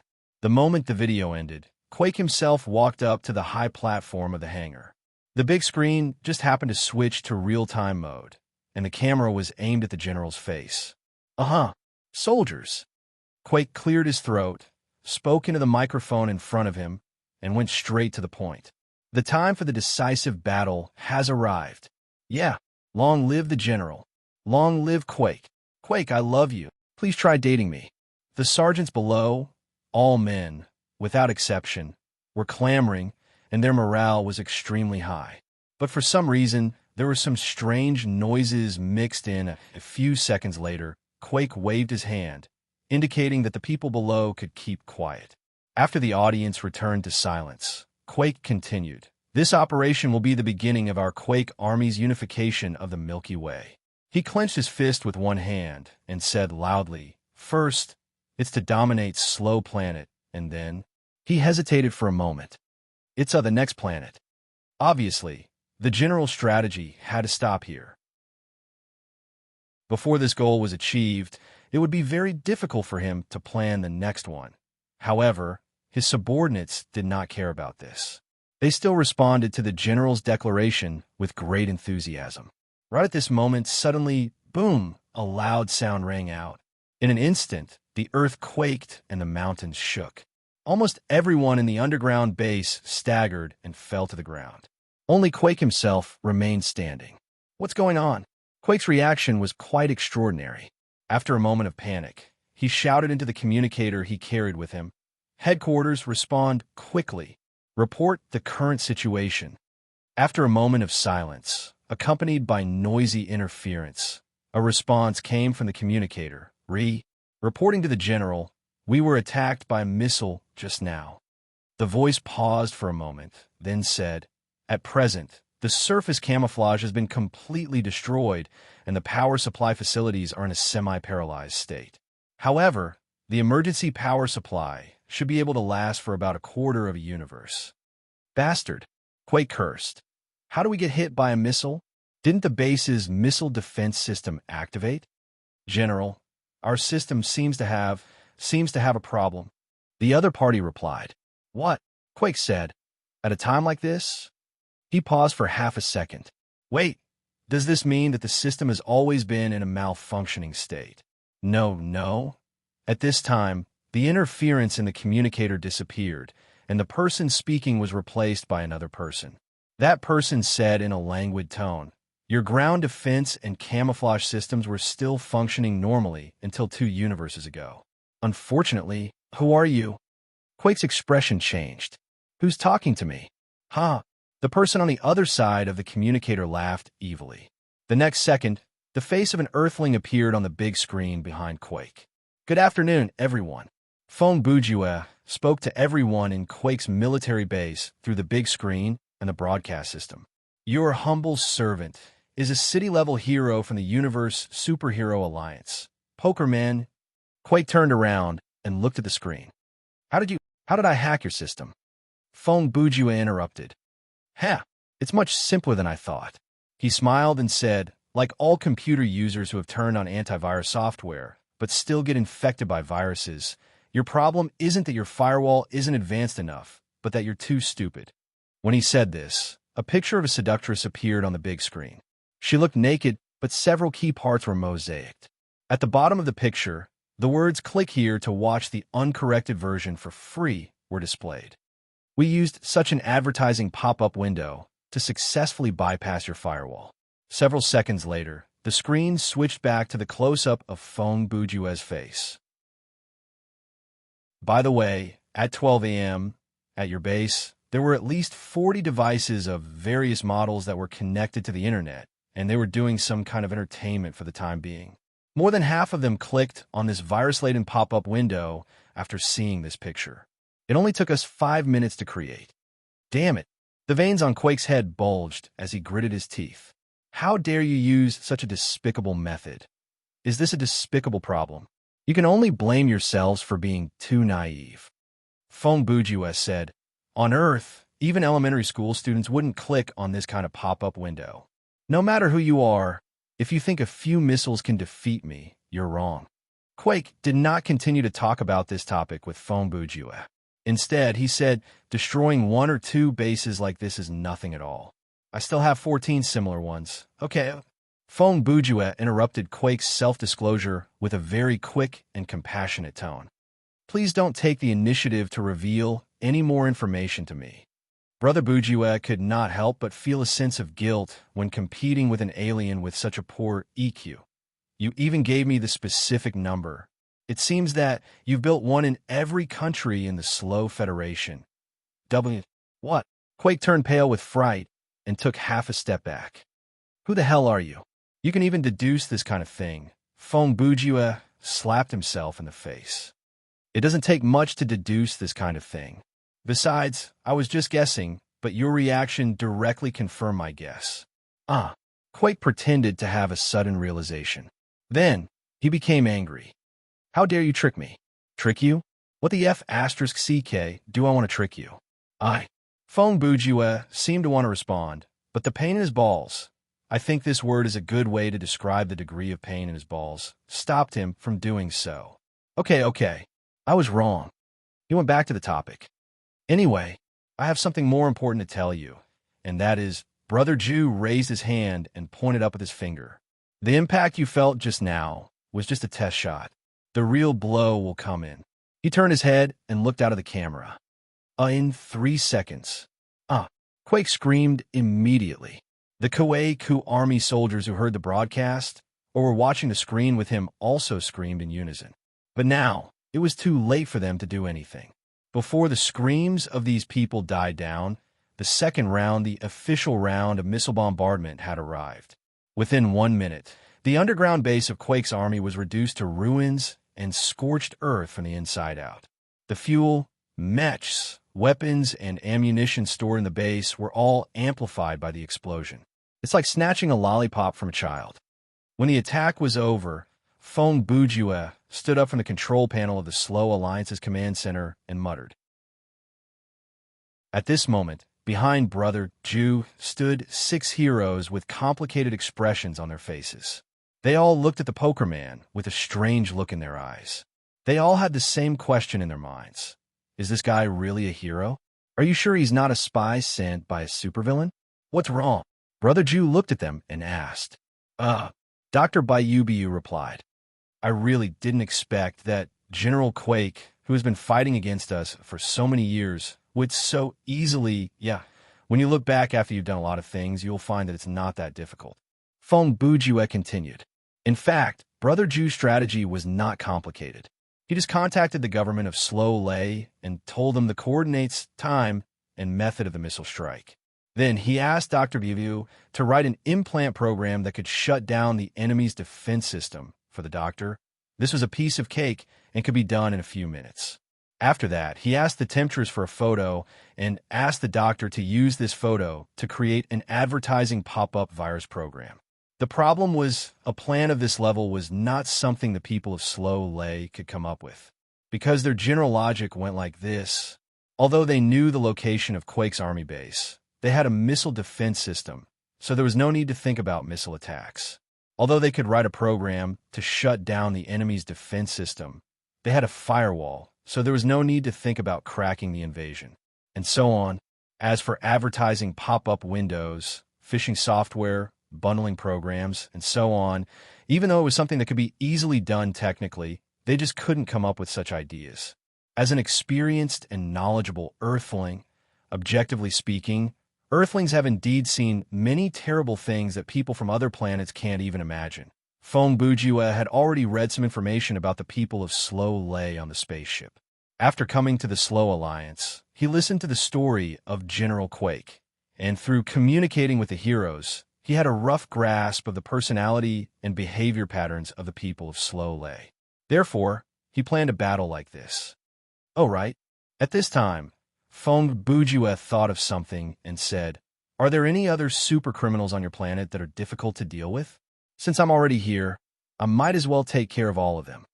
When he said this, his tone and demeanor were very similar to the kind of big brother from a relative's family who was a few years older than me, didn't have much contact with me, and didn't even know his full name, but was very good at playing games.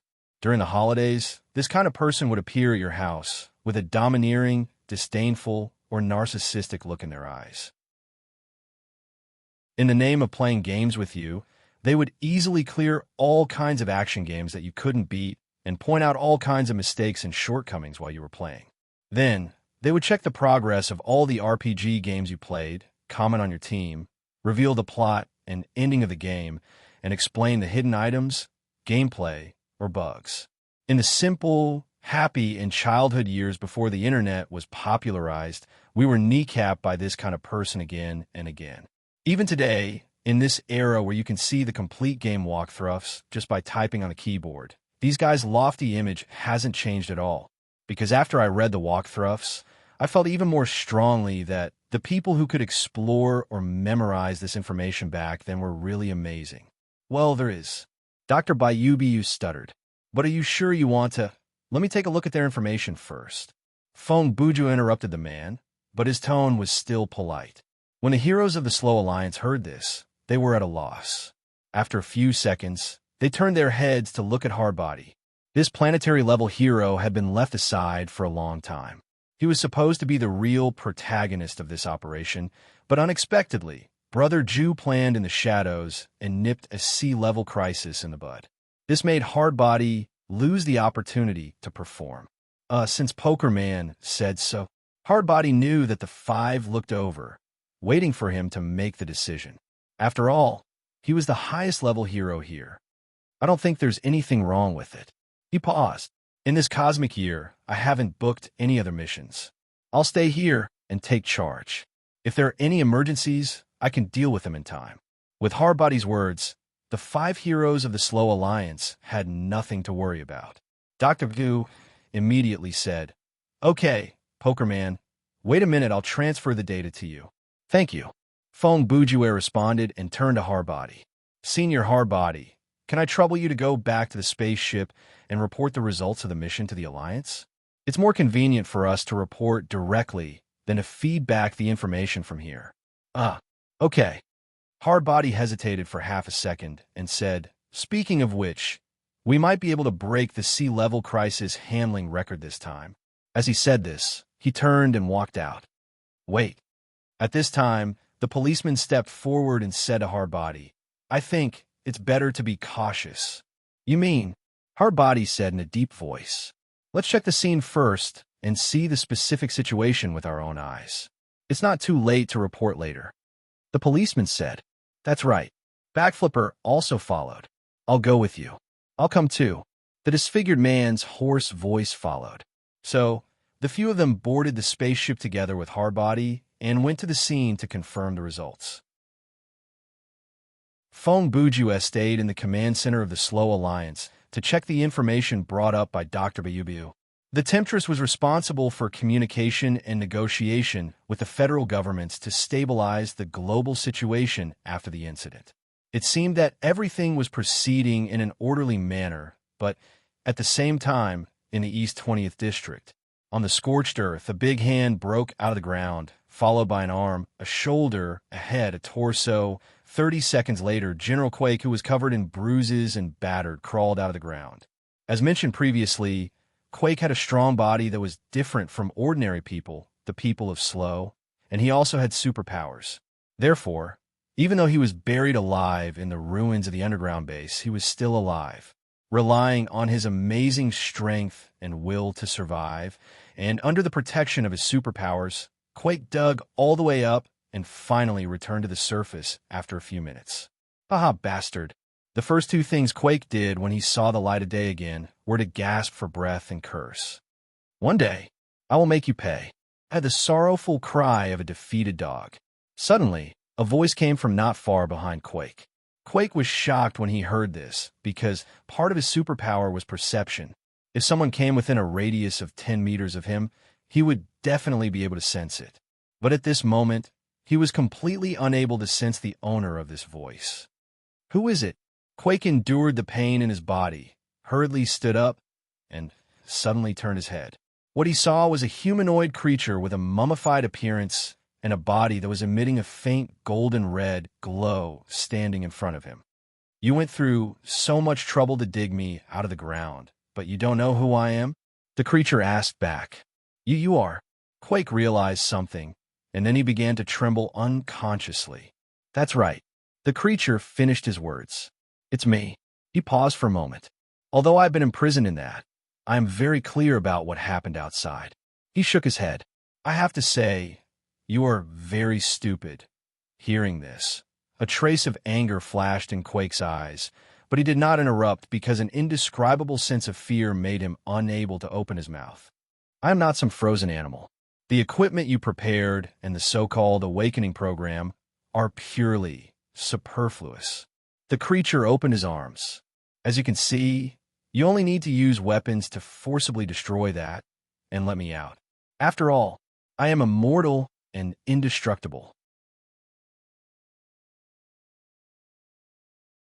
Chapter 871. 20 minutes later, in the command center of the Slow Alliance. That's all."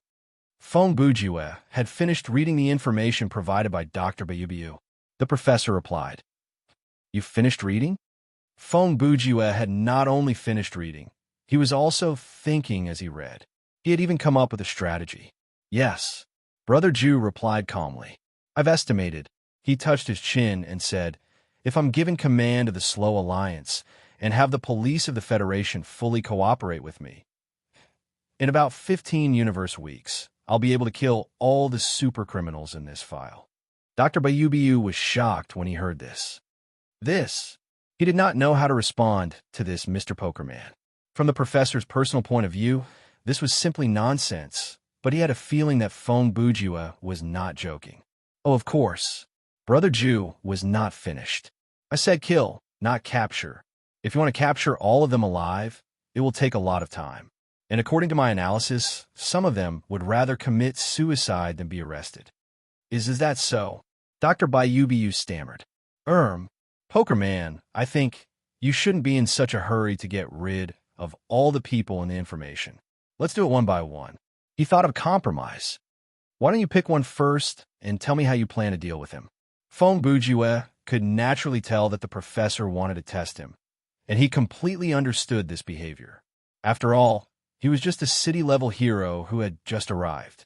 If he went to someone else's planet and faced a problem that they had not been able to solve for years, who would believe him if he said that he could solve it in half a day? Even a galactic or universe-level hero might not be able to do it, much less a city-level hero, because this job was not something that could be done just because he could fight.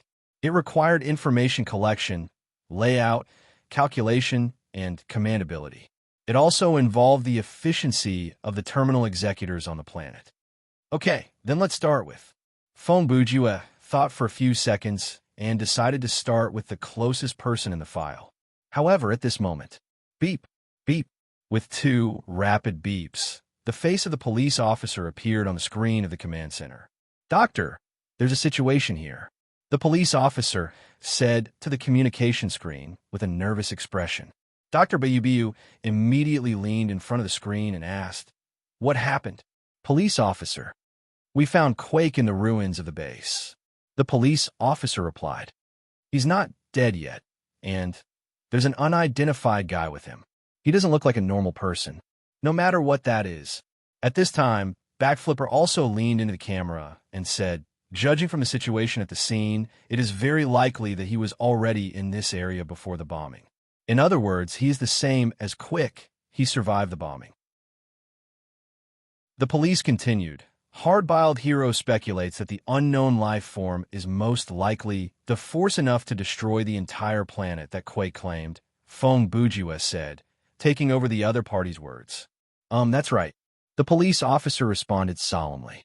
In short, we have now landed the spaceship and are preparing to go over and take a look on foot. So, I'm letting you know first, just in case.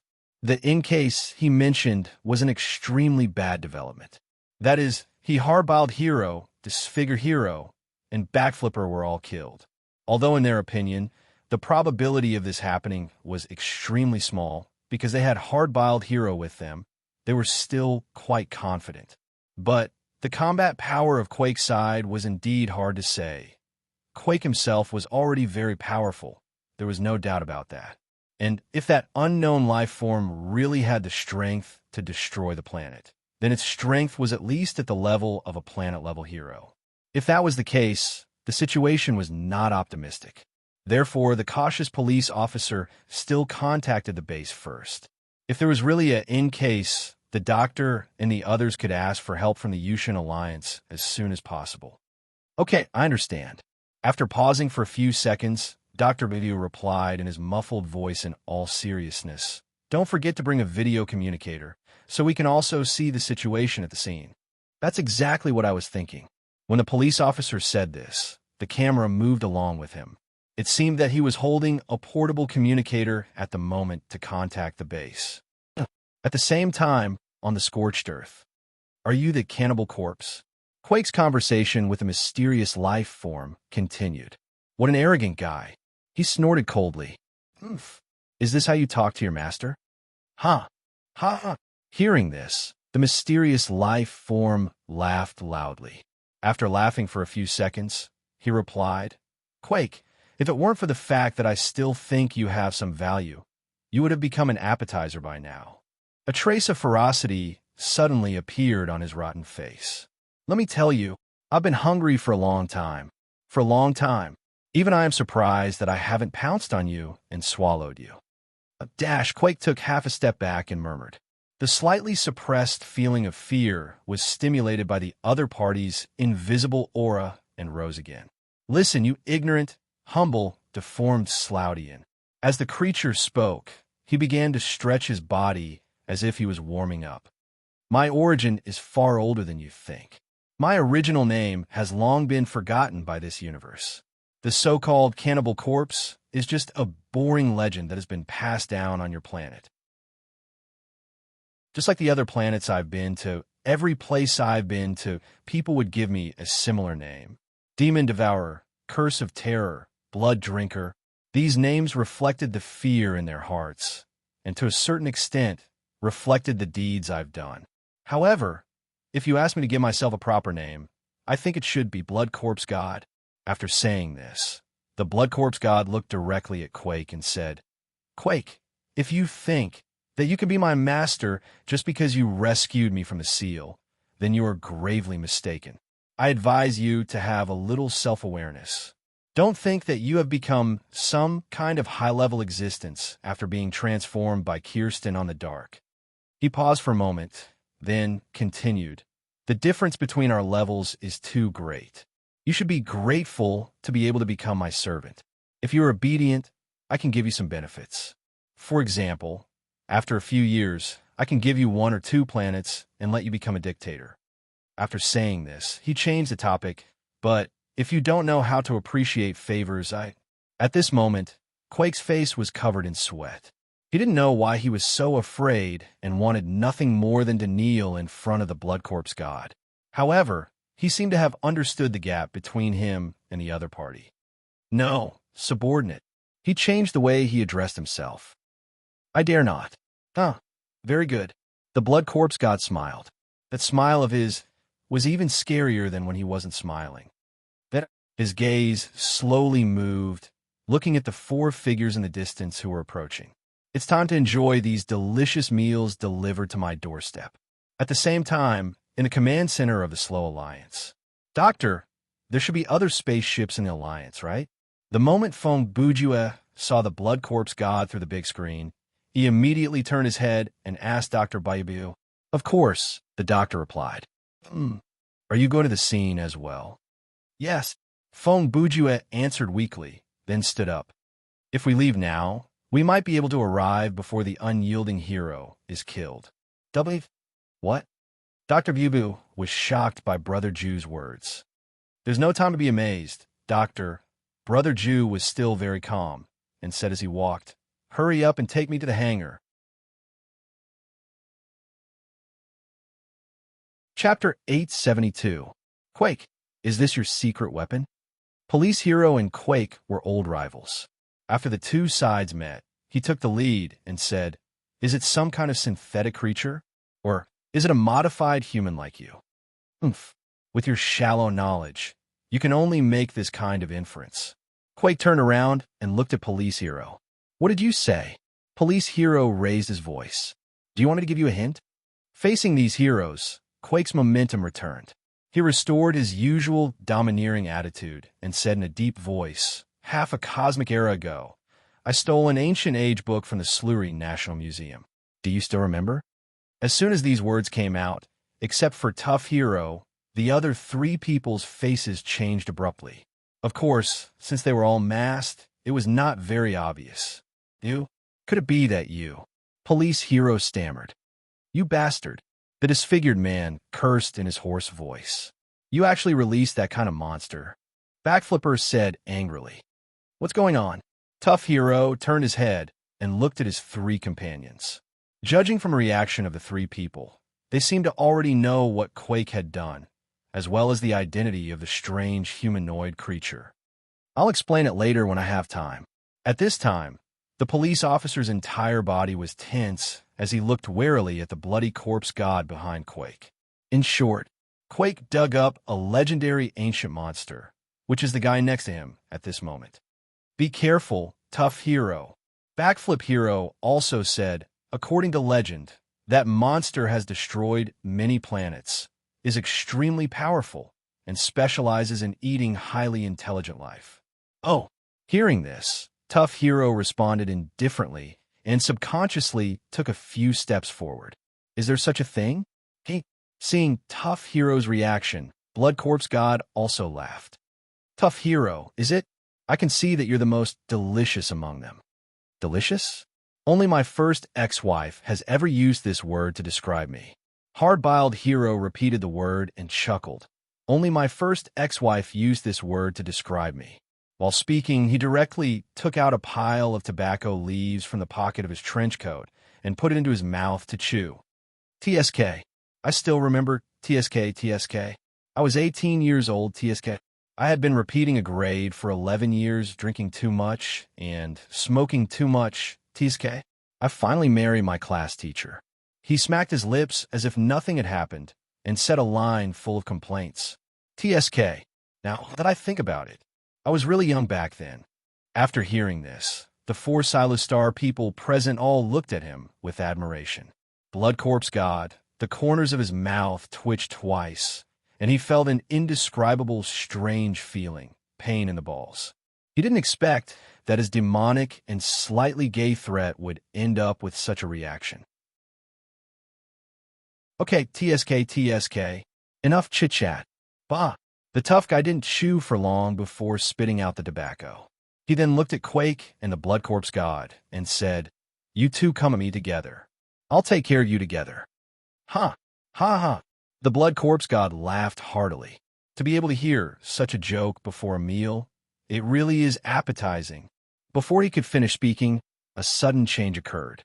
In the next second, Tough Hero moved like a rabbit. In a flash, he appeared right in front of Blood Corpse God and punched straight at his face. Bang!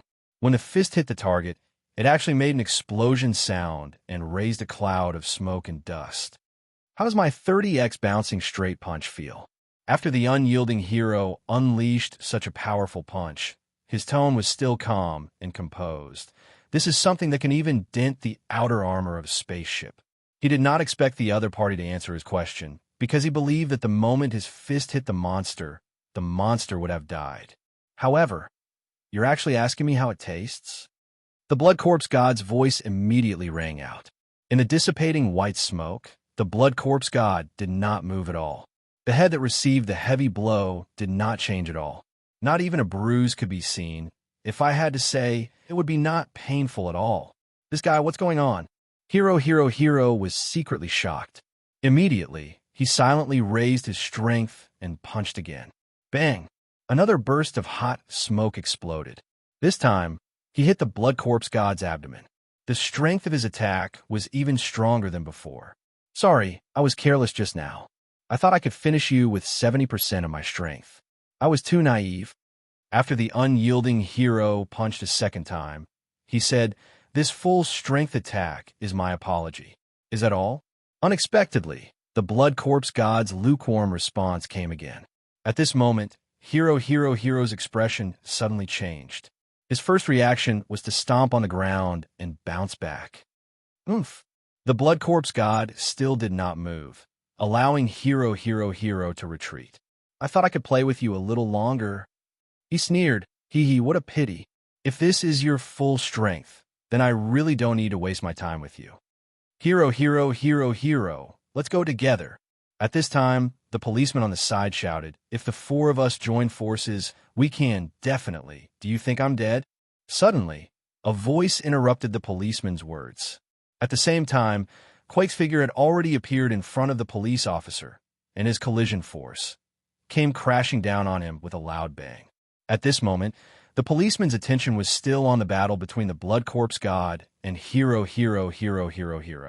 For a moment, he did not react and was about to be hit. Fortunately, another figure appeared in time, grabbed his shoulder, and dragged him back a distance like a bolt of lightning. The person who came to his rescue was undoubtedly the hero who had hundreds of thousands of super practical backward movement skills. Backflip Hero. Thank you, Backflip Hero. I owe you one. The policeman who was out of danger immediately turned back and said, "You've already owed me thousands of times. I can't even count." Backflip Hero joked. Although he was joking, the expression on his face was not relaxed at all. Backflipper also realized that the monster in front of him, Hardman, probably couldn't handle it alone, so they needed help. But there was still Quake beside him. In a one-on-one fight, Quake was not afraid of any of the city-level heroes. If he wanted to restrain the 3 from the Slow Alliance, he would not be able to determine the winner in a short time. The three of you aren't qualified to compete with Commander Blood Corpse God. In front of outsiders, Quake still decided to address the Blood Corpse God as Sir because he felt that calling him Master would be a little embarrassing. I'll take care of you all. As expected, Quake did intend to fight 1 against 3, but he never expected that. I don't need you to meddle in other people's business. The Blood Corpse God's voice rang out. Just stand aside and watch. Don't disturb my meal. Quake's flattery had hit the nail on the head, so he was a little unhappy and embarrassed. However, he didn't dare to flare up, so he did as he was told. The one with the blindfold. After a slight pause, the Blood Corpse God looked at the police hero and said, "You just wanted to say, if the 4 of you joined forces, you would definitely be able to defeat me, right?" He took a few steps forward and opened his arms. "Come, give it a try." The 4 heroes looked at each other when they heard this. The Blood Corpse God's undisguised contempt quickly ignited 4 fires in their hearts. Whoosh, whoosh, whoosh, whoosh. The 4 figures rushed up almost at the same time and used their killing moves on the Blood Corpse God from 4 different directions. Hardman's Iron Fist, Baton Hunter Crack Strike, Backflipper Kick, look at my face, punches, kicks, weapons, mental pollution, merciless moves, fierce attacks like raging waves. Despite being surrounded by 4 people, the Blood Corpse God still stood motionless, as if he was taking a beating. 5 seconds later, the chaotic sounds and collisions ended. The unscathed Blood Corpse God glanced at the 4 people around him with an indifferent gaze. Very good. The ingredients have been sufficiently tempered. He paused for half a second. It's about time to add the seasoning. When he finished speaking, his mind moved, and an invisible force field spread out and enveloped the 4 heroes. Chapter 873. The Blood Corpse God used to be an alien. As well, he belonged to an extremely rare race in the universe, the Inhu. The population of the Inhu race was very small. Even if one searched the entire universe, their number would not exceed 4 digits. Their bodies could quickly adapt to various unfamiliar and dangerous environments. Even if a newborn Inhu race baby was thrown into outer space, he would not die. A 10-year-old Inhu race child could move freely under a 20x speed buggy without any training. And this was a realm that countless aliens could not reach even after training. The body strength of an adult Inhu race member was higher than most synthetic metals. Their immune system could resist all natural bacteria except for biochemical weapons. Even if they really came into contact with biochemical weapons, they would not necessarily die, because they also had a heaven-defying metabolic system that could rapidly volatilize substances that were harmful to their body through the pores of their body. Creatures with this metabolic system would undoubtedly live a very long life. This was indeed the case. The natural lifespan of the Inhu race was unlimited. Their bodies would stop growing when they reached maturity, about 35 years old. All body functions would reach their peak at this stage and remain unchanged. With the support of a perfect metabolic system, their organs would never age. Even if they suffered extremely serious injuries, such as soaking in magma, reaching their hand into a collapsing machine, etc., as long as the main organs were not damaged or lost their functions, the cells would automatically repair the defects and allow the body to recover to its best state. However, if the injuries were too serious, the recovery time would be longer. In short, from a biological point of view, the physiological structure of the Inhu race was something that other highly intelligent creatures could only dream of. They were a veritable high-level existence. They were born with things that others could only dream of. In their eyes, creatures like Earthlings, who only had a total lifespan of 70 to 80 years, and most of them were in the growth and decline stages, were really worthy of sympathy. Humans spent their entire lives accumulating wealth, fighting for power, and developing careers, but in the end, they had nothing. Only those who made outstanding contributions to their own kind and future generations, or who brought far-reaching disasters, would be remembered. As for the other 99%, their lives were like a white steed flashing across a crack, disappearing without a trace, of course, Perhaps some people could inherit far more resources than others at birth, making their lives less bitter and difficult. But in the eyes of the Inhu people, there was not much difference. Just like how we humans view animals, wildcats are born wandering, tortured by hunger and disease, and after a few years, have a short, rough life. What about domestic cats? Under the protection of humans, they may be able to live leisurely for more than 10 years, but that is only 10 years. When they leave, as humans, we will still sigh at how short their lives are. This was how high-level creatures looked at low-level creatures. Cats and dogs are still okay, but pigs, cows, chickens, fish, these animals that we raise as food, and some insects that die in the morning. Most of the time, we don't even treat them as living beings. Humans' numbness and disdain for other living creatures might also exist in other higher life forms. It's just that we haven't experienced the feeling of staying in a bowl yet, so we will continue to be numb and disdainful. At least until the species higher up the food chain appear, we won't feel the harshness of the law of the jungle. Back to the topic. In summary, a race like the Inhu people should be very strong. Even if there were not many of them, they could support a powerful interstellar civilization. However, the reality was that they didn't even have a planet of their own. There were two main reasons for this. First, the Inhu people were born destroyers. They were violent, aggressive, and bloodthirsty. No matter where they went, they would destroy everything there in a short period of time.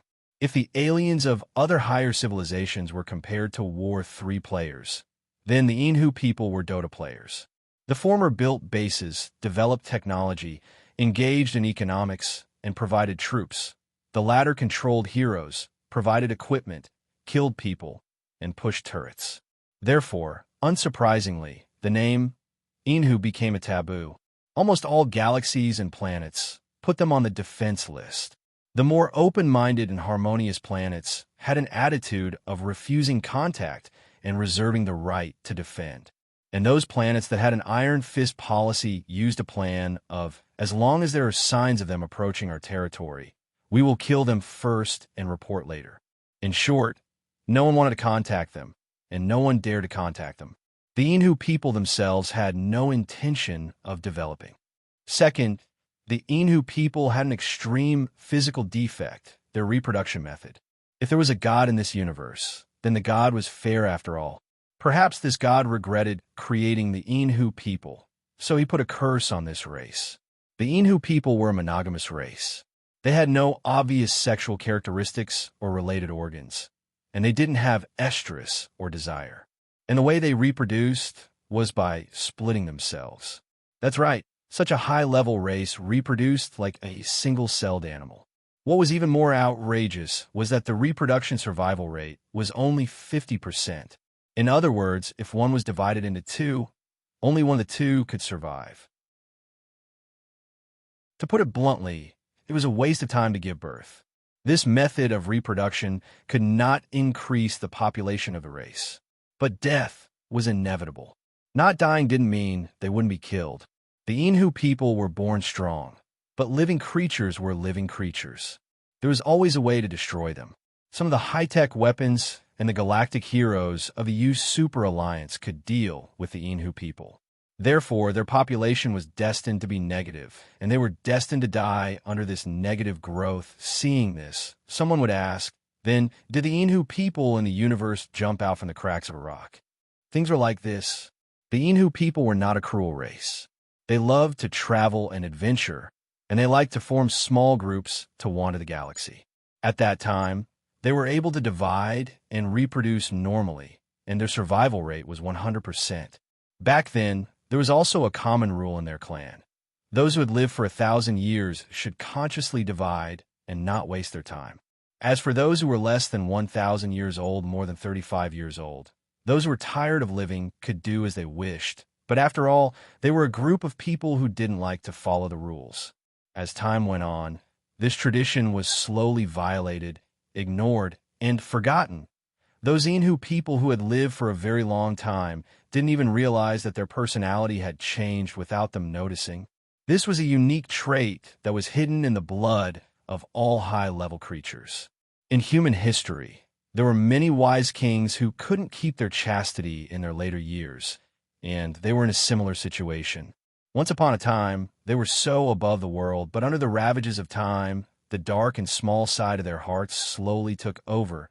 It was at that time that the Inhu people started to change. Their reproductive survival rate began to decrease. Out of every 10 people who split, 3 times out of 10, there would be 2 survivors. Later, this ratio increased to 5 times, 6 times, 7 times, and finally, it became a situation where 1 person would die every time they split. Furthermore, the new Inhu people all had very bad personalities. It was as if the good part of their nature had died along with the other part. Faced with this situation, it was not that the Inhu people didn't think of a way. Back then, they had interacted with aliens from other civilizations. They once asked for help and tried the method of cloning, but it ended in failure. The conclusion was that their DNA sequence was too adaptable and couldn't be replicated. The clone product would activate on its own in the petri dish and directly mutate into a lower, mature organism. Thus, it was probably from that era that this race, which knew that they were destined to perish, finally gave up and went all out. What happened later, as well as their change in attitude, was within reason. But there was one person, an extremely unique case, who was born at the time of the transition of that era. When the Inhu people's reproduction survival rate stabilized at 50%, there was a person who had lived for a very long time who split. And the result of this split was that both of them survived. The problem was one of the 2 Inhu babies was abnormal. When he was born, his body looked like a mummy, and his body emitted a faint golden red light. And his degree of brutality and bloodthirstiness was simply unbelievable. The first thing he did after he was born was to eat his own brother. In fact, the Inhu people didn't have the concept of brothers or blood relatives because they were all split from the same person at the source. And his behavior wasn't out of biological desire, but simply because he wanted to eat. This ultimate evil mutant that appeared during the special race mutation period was later known as the Blood Corpse God. Back to the battlefield of the 20th District in the East. This guy, the police officer, knelt on one knee, and his whole body couldn't help but tremble. The backflipper let out a scream as he moved backward and fell to the ground. The ruined man covered his face with both hands. At this time, he had removed the bandage on his face and directly lay on the ground. The Blood Corpse God stood in place and didn't take the initiative to touch anyone, but the 3 city-level heroes of the Slow Alliance were killed in an instant. What did you do to us? Only the planet-level hero, the tough guy hero, could barely stand fighting for the Yushao Alliance. However, his incomparably resolute face was already filled with shock. Fear projection was the special ability of the Blood Corpse God, the strongest mutant of the Inhu people. This ability could be said to be the nemesis of most highly intelligent creatures. The inexplicable sense of fear that Quake felt earlier was the true face of this ability. Even extremely brutal sociopath like Quake chose to bow down after being subjected to the mild fear projection released by the Blood Corpse God. Therefore, it was reasonable for the heroes to be defeated by the intermediate ability. I said, I'm adding seasonings to the food. The Blood Corpse God smiled and answered the tough guy hero's question. There's nothing better than fear to enhance the taste of the ingredients. The rushing blood, the adrenaline, and your frightened expressions, reactions, and wails. He groaned, and his whole body trembled with excitement for a while. For some reason, this action seemed quite wretched. I've been hungry for too long. I can't wait any longer. As he spoke, he glanced around and quickly locked his eyes on the ruined man. It's decided. Let's start with the one who looks more disgusting. Don't even think about it. Hearing this, the tough guy hero roared and attacked again. Although his mind was shrouded in fear, his body was not damaged. As a tough guy, a medium level of fear projection was not enough to completely destroy his reason. The tough guy hero would never tolerate this monster eating any of his companions in front of him, at least before he fell. Not. Tough guy storm combo. When he attacked, he did not forget to shout the name of the move loudly. Firstly, it was to boost his momentum, and secondly, it was to boost his courage. Bang, bang, bang, bang. The explosive fist wind came one after another and continuously hit the blood corpse god's head, torso, and limbs. The rising heat and white mist spread out, enveloping an area of about 10 meters around them. Didn't I already say it's useless? Under the fierce attack of the tough guy hero, the blood corpse god still stood still and spoke. However, his tone at the moment did sound a little impatient. Get out of my way. The next second, the blood corpse god roared and swept his arm. The force of this sweep brought about an earth-shattering raging wave, instantly sweeping away the surrounding heat mist into nothingness. However, when the smoke and dust that blocked his sight dissipated, the blood corpse god found that the tough guy hero and the 3 people who had lost their ability to resist had disappeared. I want to run? The blood corpse god sneered. At this moment, the blood corpse god moved. On the other side, hundreds of meters away, the tough guy hero who was running wildly with his 3 companions was muttering, "This is really bad. No matter what, we have to send the 3 of them to the spaceship first. Leaving them near the battlefield will only increase the casualties." Just now, Quake called this monster blood corpse god. So there's such a guy on slow. What a miscalculation. Fortunately, the policeman had the foresight to keep the video communicator on. Now, Dr. BUBU and Pokerman should have called for reinforcement from the Alliance. I don't know if I can hold on until the reinforcements arrive. Ugh. The tough guy hero never screamed, and if you ask why, it was because he was the tough guy hero. Even if he suffered the kind of pain that was enough to tear his heart and lungs apart, the tough guy hero would only let out a muffled groan. At this moment, he let out a muffled groan. Then he fell down. The policeman, the backflipper, and the disfigure man all fell to the ground, but the 3 of them did not have any serious injuries and just fell down. But the tough guy hero had his spine broken by the blood corpse god's punch. At least in this battle, it was impossible for him to stand up again. Humph. Extremely stupid.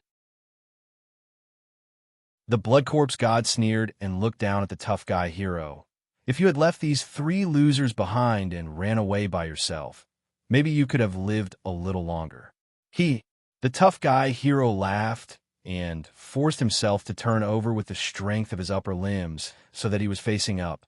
He responded to the blood corpse god with a resolute gaze. Ever since I left my companions behind and ran away in kindergarten, I swore that I would never leave anyone behind again.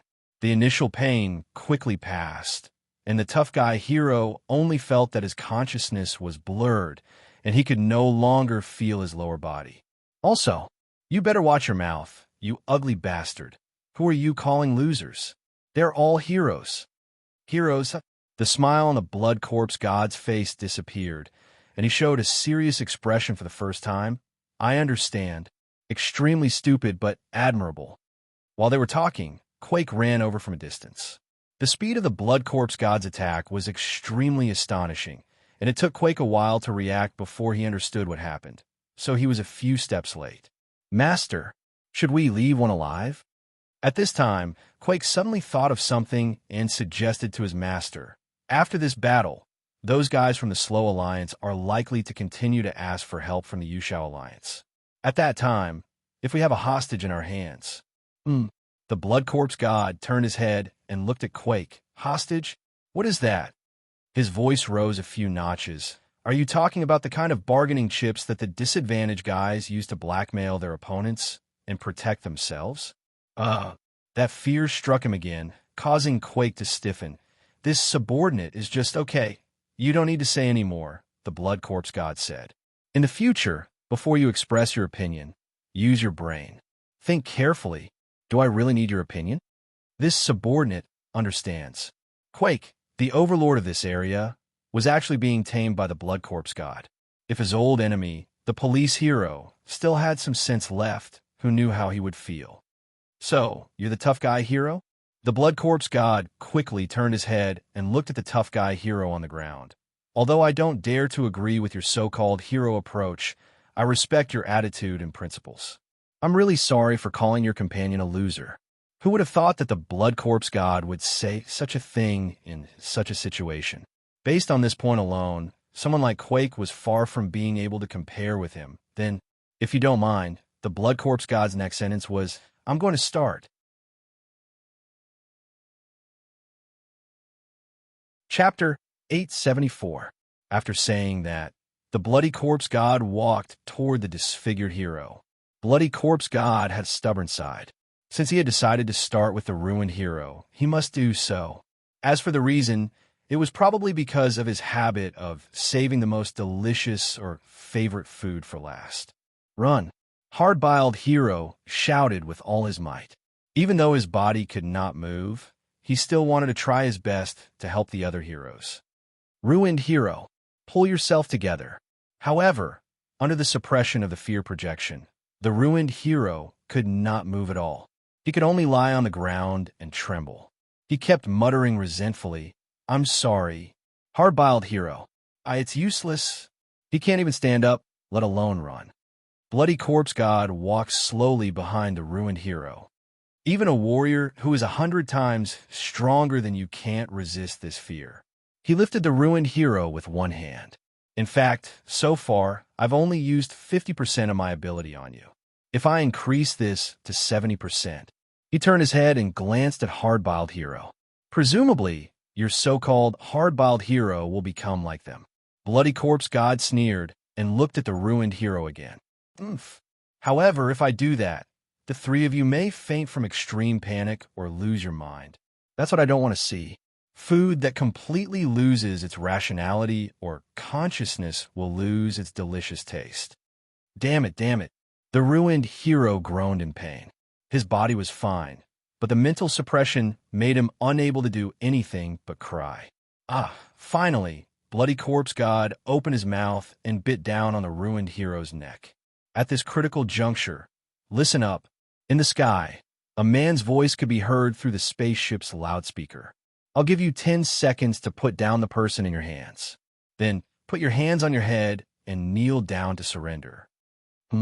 Bloody Corpse God heard the voice and stopped biting. He raised his head and looked at the sky. There was a small spaceship hovering in the sky above this place. The voice just now was undoubtedly the voice of the person on the spaceship. It seems that food has come to our door again. Bloody Corpse God looked at the sky and muttered. As the saying goes, better to arrive at the right time than to arrive early. Feng Bujue's spaceship had also just arrived. Seeing that someone was about to die, he used the spaceship's broadcast system to make a provocative demonstration. His arrogant attitude piqued the curiosity of the Blood Corpse God, causing the latter to once again postpone his cannibalism. A few seconds later, Feng Bujue opened the cabin door in midair and jumped out. His figure fell straight down and landed firmly on the scorched earth. He looked at the Blood Corpse God, who was a few meters away. The Bloody Corpse God saw that the newcomer had an extraordinary aura, so he immediately threw the disfigured man aside and turned to look at his brother Jew. Pokerman. The tough man lying on the ground saw this kid and immediately became anxious. You are not his opponent. Run. Go ask for help from the Yuchao Alliance. The tough man did not ask Feng Bujue to save the three from the Slow Alliance because he felt that Pokerman, who is also a city-level hero, would most likely be killed in an instant. Asking him to save people was equivalent to asking him to die with them. Don't worry, we have seen the situation here through the communicator. Dr. Bayubiu is already contacting the Alliance. Feng Bujue replied in a calm tone. If they are fast, galactic-level heroes will be here in 1 or 2 universe weeks. 1 or 2 universe weeks. The Blood Corpse God repeated this key word, then sneered and looked at Brother Jew. Mr.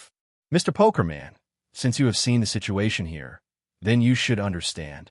He pointed to the tough man on the ground. If you are not as strong as him, there is no need for you to get close to me. He paused for a moment. Are you confident that you can deal with me for a full 2 universe weeks on the premise that you can protect your companions? Are you kidding? Feng Bujue said. 2 universe weeks? He stared at him with his dead fish eyes. 1 universe day, about 9 minutes. is the limit, okay? Huh? The blood corpse god laughed. You are very self-aware. Of course. Feng Bujue continued. The first time I saw you, I knew you're not my opponent. As soon as he said this, what? The tough man suspected that he had heard wrong. What? Quake also suspected that he had heard wrong. What? The police officer was so shocked that he regained his senses. What? The backflipping man was so scared that he sprained his waist. What? The disfigured man sat up in shock. Huh? Ha ha. After a moment, General Quake was the first to laugh. Kid, do you know what you were saying? Haven't I made my intentions clear enough? Feng Bujue didn't even look at Quake. I am announcing, I will kill your boss, the Blood Corpse God, within 1 universe day. Is it that hard to understand? Oomph. Arrogant person who doesn't know the immensity of heaven and earth. Quake snorted coldly, then turned to the Blood Corpse God and said, Master, I have a debt to settle with this kid. Please leave him to me. The debt he was talking about was naturally referring to the matter of Feng Bujue using the advertisement to destroy his base. This was a close enmity, and his hatred was still fresh. Okay, the Blood Corpse God said. Just treat it as an entertainment during my meal.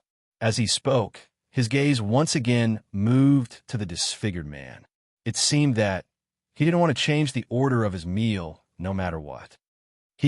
Quake clenched his fists in front of his chest and looked eagerly at Brother Jew. Prepare to die. Poker boy. Unexpectedly, Feng Bujue replied in a tone that said he didn't want to pay any attention to him. Who do you think you are? Go play with your eggs.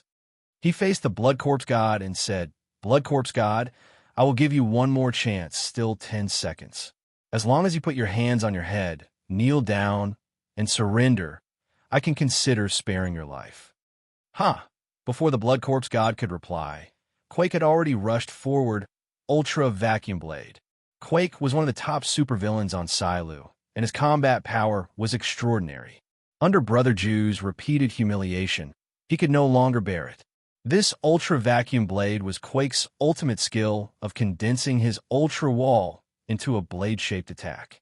Its power could split gold and stone and cut iron like mud. It was undoubtedly a killing move.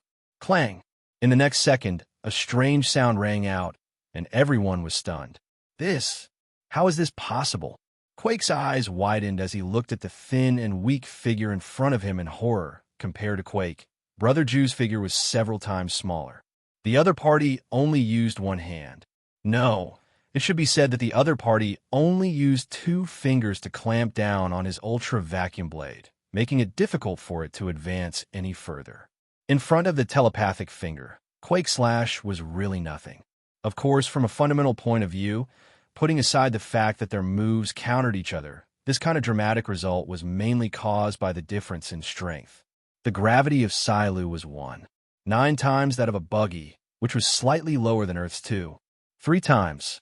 Under the same gravity, the basic physical fitness of the people of Silu was slightly lower than that of ordinary humans. Although Quake's body had undergone gigantism, his strength had been enhanced, and he had a certain level of superpower, if one were to make a horizontal comparison. In terms of pure physical skills, he was only about 4 times stronger than an ordinary earthling. Compared to the current Feng Bujue, Quake belonged to the type that Feng Bujue did not need to activate any skills.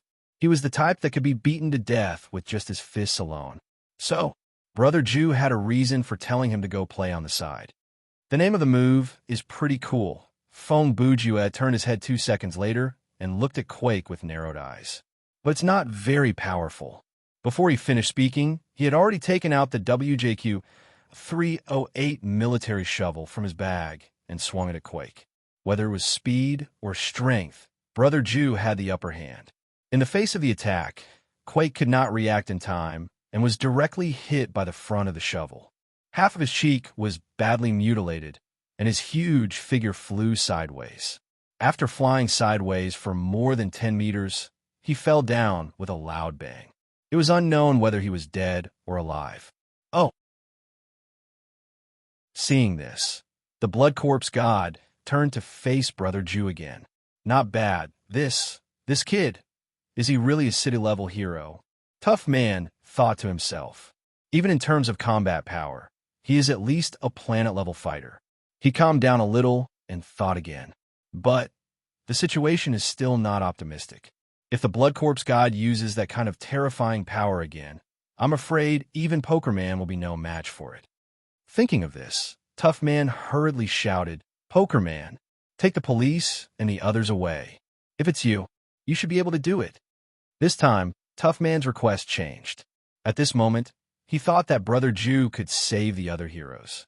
However, Phone Bujua's response was, "Senior Tough Man." He looked at Tough Man on the ground. "Based on the combat power I've shown so far, how strong do you think I am? Bastard. Now is not the time to talk about this." Tough Man thought that Brother Jew was dissatisfied with the rating of the Yushan Alliance and was complaining to him in this battle. But that was obviously not what Phone Bujua meant. "If you think that my power is about the same as yours, or that I'm only slightly stronger than you, then you shouldn't have asked me to go and save them, because you yourself are a good example." Tough Man was startled when he heard this. Brother Jew's words were not pleasant to hear, but they were the truth.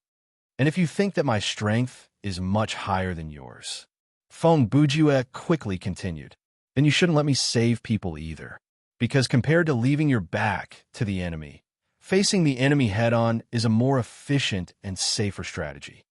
What he said was very reasonable, and Tough Man was speechless. "So, just lie down quietly." Phone Bujua said, "Wait for me to take care of this guy." "Oh." At this time, the Blood Corpse God laughed again. "Young man, defeating Quake has inflated your self-confidence too much. Why are you still standing?" Phone Bujua turned back and said, "Do you want to die?" He seemed to be obsessed with making the other party kneel down and surrender. Good. Very arrogant. Very good. The Blood Corpse God was also faintly angered.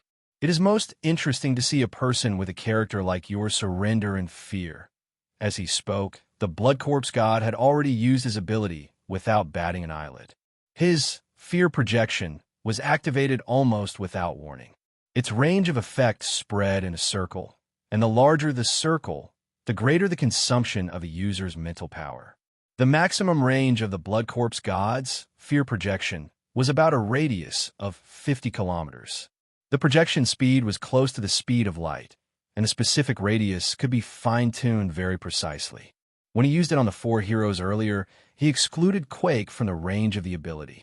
In addition, the degree of fear caused by the fear projection could be adjusted to roughly 1%. If it was divided into a little more detail, there were 100 levels. However, the Blood Corpse God would not use it like this.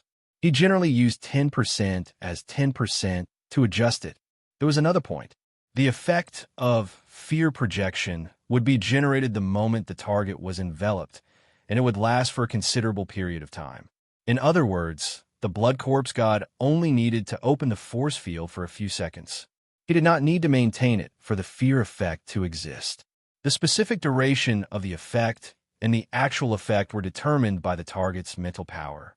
The weaker the target's mental power, the longer the effect would last. If the target's mental power was strong, it could offset the degree and duration of the fear effect to a certain extent.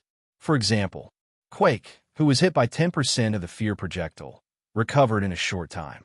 As for the 4 heroes who were hit by 50% of the fear projectile, only Unyielding Hero was able to barely withstand it. The others had yet to fully recover. Finally, let's talk about the weakness of this ability. Actually, the fear projection had no obvious weakness. If there had to be a weakness, it would be the consumption aspect. Theoretically speaking, if the Blood Corpse God expanded the range of the projection force field to a radius of 30 kilometers or more and maintained the existence of the force field for a long time, his mental power would be exhausted. The problem was, in most cases, there was no need to do so. As mentioned earlier, this was an ability that could be used in an instant. Unless he encountered an opponent with extremely strong mental power, and that opponent could attack him from tens of kilometers away, there was a need to maintain such a huge force field. As for the fear projection that had a radius of less than 1 kilometer, it was like breathing for the Blood Corpse God. There was no harm in maintaining it. Ugh, ugh. In the blink of an eye, the four heroes lying on the ground let out muffled groans and screams one after another. Obviously, they were hit again, and this time, it was a fear projection with a 70% effect. The police hero, backflip hero, and disfigured hero, who had just recovered, fell down again. This time, they simply curled up into a ball, convulsing on the ground, trembling, and uttering all kinds of nonsense from their mouths. And Tough Guy finally couldn't hold on any longer. The part of his body that could still be used, the part above the broken spine, couldn't help but tremble. Oomph. How about it? The Blood Corpse God smiled proudly and said to Brother Jew, "Now, do you have anything to say? If you really want me to say something." The moment Brother Jew opened his mouth, the smile on the Blood Corpse God's face froze because the former's voice was still languid, and there was no change in the expression of the dead fish eyes. "Then I'll give you 2 sentences. Brother Jew paused for half a second, raised his hand, and pointed his sword at the Blood Corpse God, and recited, "The tiger roars in the forest, F*CKU, Gobi Gobi. Who the hell are you?" The Blood Corpse God's expression became dignified and cautious. In his long life, he had only encountered a few highly intelligent life forms that did not respond to his ability. The last one he encountered imprisoned him underground for more than 1,000 years. Well said, I'm Poker Man. I speak for myself.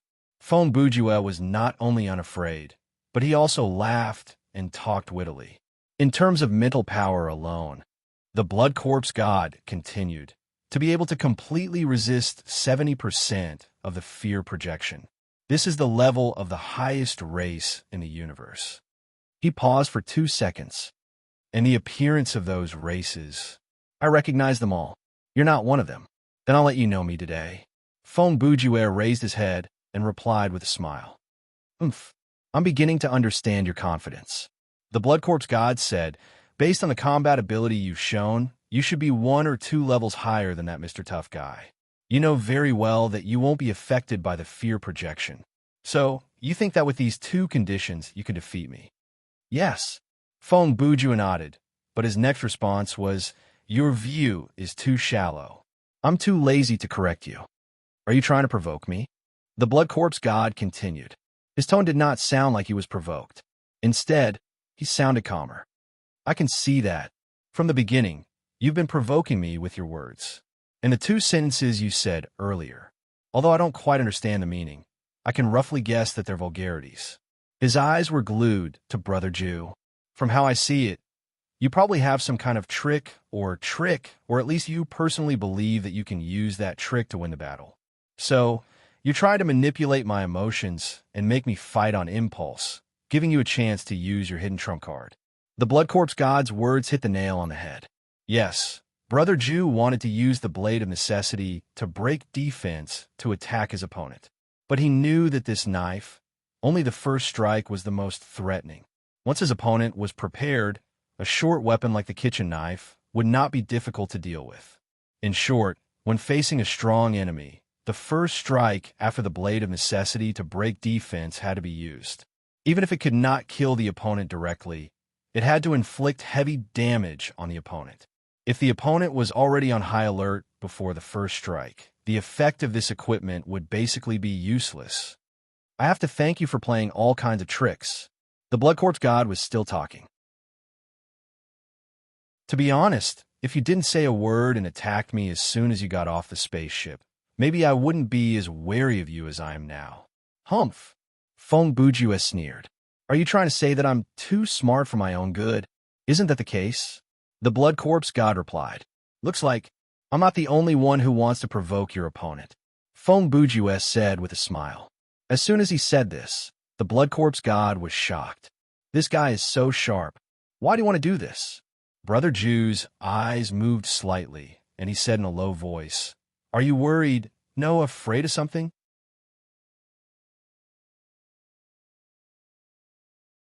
Chapter 875. Actually, I probably know what you're afraid of. Fong Bujue quickly answered. "On the way here, I've already checked the relevant content of the ancient book in Slough Array through the spacecraft's computer. Combined with a few sentences of dialogue between the police and Quake, as well as some rumors circulating on the internet. It's not difficult to speculate that before Quake found you, you've been imprisoned in some kind of confinement device. The Blood Corpse god's expression became colder and colder, and a murderous intent rose in his heart. No matter what the container or place that imprison you is, it has effectively imprisoned you for more than 1,000 years, and it has successfully sealed your fear projection ability. Brother Jew continued, even though this thing has now lost its function, you're still very afraid. He smiled evilly, afraid that someone will find the remains of this thing and then, according to its material and design, create a new confinement device and lock you in again. Hearing this, the Blood Corpse god still looked at him coldly and said nothing. If I'm not mistaken, the device that imprisoned you is in the ruins under our feet. Feng Bujia pointed down with his finger. Before I showed up, it wasn't a problem for the time being. But when you found out that not only was I not affected by fear projection, but I was also a little clever, you couldn't help but worry. He smiled. If I realized and discovered the existence of that thing, things would be bad. You said you were just a little clever. At this time, the Blood Corpse god finally spoke. That's a little too modest. He sneered. You're so clever that I'm determined to kill you here. Huh? Feng Bujia laughed loudly. Blood Corpse god, to be fair, you don't have to be so conflicted about this issue. He paused for a moment. I can imagine that you were almost invincible in this universe 1,000 years ago. Even if there were some creatures or weapons that could kill you, there wouldn't be too many of them. You just have to stay away from them, and that'll be fine. As for being imprisoned on Slough Array, it was undoubtedly an exception. I don't know what happened to you at that time, but you certainly didn't expect that you would be caught in a place like this and locked in a device that you couldn't break free from and limited your ability. This carelessness made you pay a terrible price. Even for you, more than 1,000 years of imprisonment is enough to make people go crazy and scared. So you learned to be smart and cautious. You naively thought that as long as you were careful, you wouldn't repeat the same mistake. At this point, Feng Bujua's smile was full of mockery. But I can tell you clearly, Blood Corpse god, you're overthinking it. He used his eyes to signal the heroes lying on the ground. Because today in our universe, there is the existence of the Universal Superhero Alliance. If heroes were a type of resource, then the U Super Alliance was a highly efficient resource allocation and utilization system. In front of this system, a guy like you isn't a particularly big threat. As he spoke, he tilted his head and looked behind Blood Corpse god. By the way, that imprisonment device, I've already discovered it. Seeing this, Blood Corpse god's heart trembled, because the direction Feng Bujia was looking at was the place where he crawled out. The remains of the third box that had imprisoned him for more than 1,000 years were only buried a few meters under the scorched earth. I'm a little interested in that thing, but I just want to study it. I don't plan to make a similar device to imprison you. Feng Bujia said, you have to understand, Blood Corpse god, a chill and evilness that could make one's hair stand on end appeared on his face. Compared to that kind of thing, for us Yu Chao Alliance, directly killing you is much more convenient. Humph. Is it really as easy as you say? Blood Corpse god snorted. Looks like we're back to square one again. Feng Bujia said, you think I angered you to win by surprise. And to win by surprise, it's often a risky strategy adopted in a weak or balanced situation. With the support of this inference, most of what I've said can be regarded as a bluff. That's right, Blood Corpse god continued. Feng Bujia said again, but have you ever thought that maybe my behavior of angering the opponent is just a habit? It's like a skilled craftsman whose skills have long been perfected. Those methods that seem very sophisticated or even tricky to ordinary people, in his eyes, are very ordinary and can be used inadvertently. Oh, Blood Corpse god said, so that's how it is. At this moment, the golden red light on his body faintly became restless. This was a sign that he was ready to attack seriously. Then prove it to me. In the eyes of Feng Bujia, who had data vision, many things were very clear. He could see the imprisonment device buried in the ground, he could see the data structure of Blood Corpse God, and he could also see where the opponent's limits were. Ma Sun. The next second, Feng Bujue decisively activated the summoning skill. A purple-gold giant figure of a fierce general appeared behind him. What is this, an illusion? Blood Corpse God was shocked. He had lived for thousands of years, but he had never seen such an ability. Super Golden Chinese / dance. Brother Ju picked up the military shovel and attacked together with Ma Sunday. A round of golden sword light danced out and covered Blood Corpse God's body. TSK. Blood Corpse God could see that the strength of this round of attack was not something that he could take head-on. He could only stomp his feet and fly backward. When the enemy retreated, he would advance. At the beginning of the battle, Feng Bujue had already taken the initiative. What he needed to do next was to stabilize, expand his advantage, and finally turn his advantage into victory. Tempest Foot, Lone Wolf. Before Blood Corpse God could regain his footing, a jumping slash quickly chased after him from the ground. He could only take another step and jump straight up. Too slow. At this moment, Feng Bujue activated the body enhancement spell again and arrived in front of his opponent in a flash. In this split second, he had secretly activated the bell of Jin Gang's special effect of doubling the effects of spiritual spells. Then, he blasted out a fiend's Inferno Scorch. Boom! The power of the fiend, pitch black flames. The fiend's Inferno Scorch with double attack power was no small matter.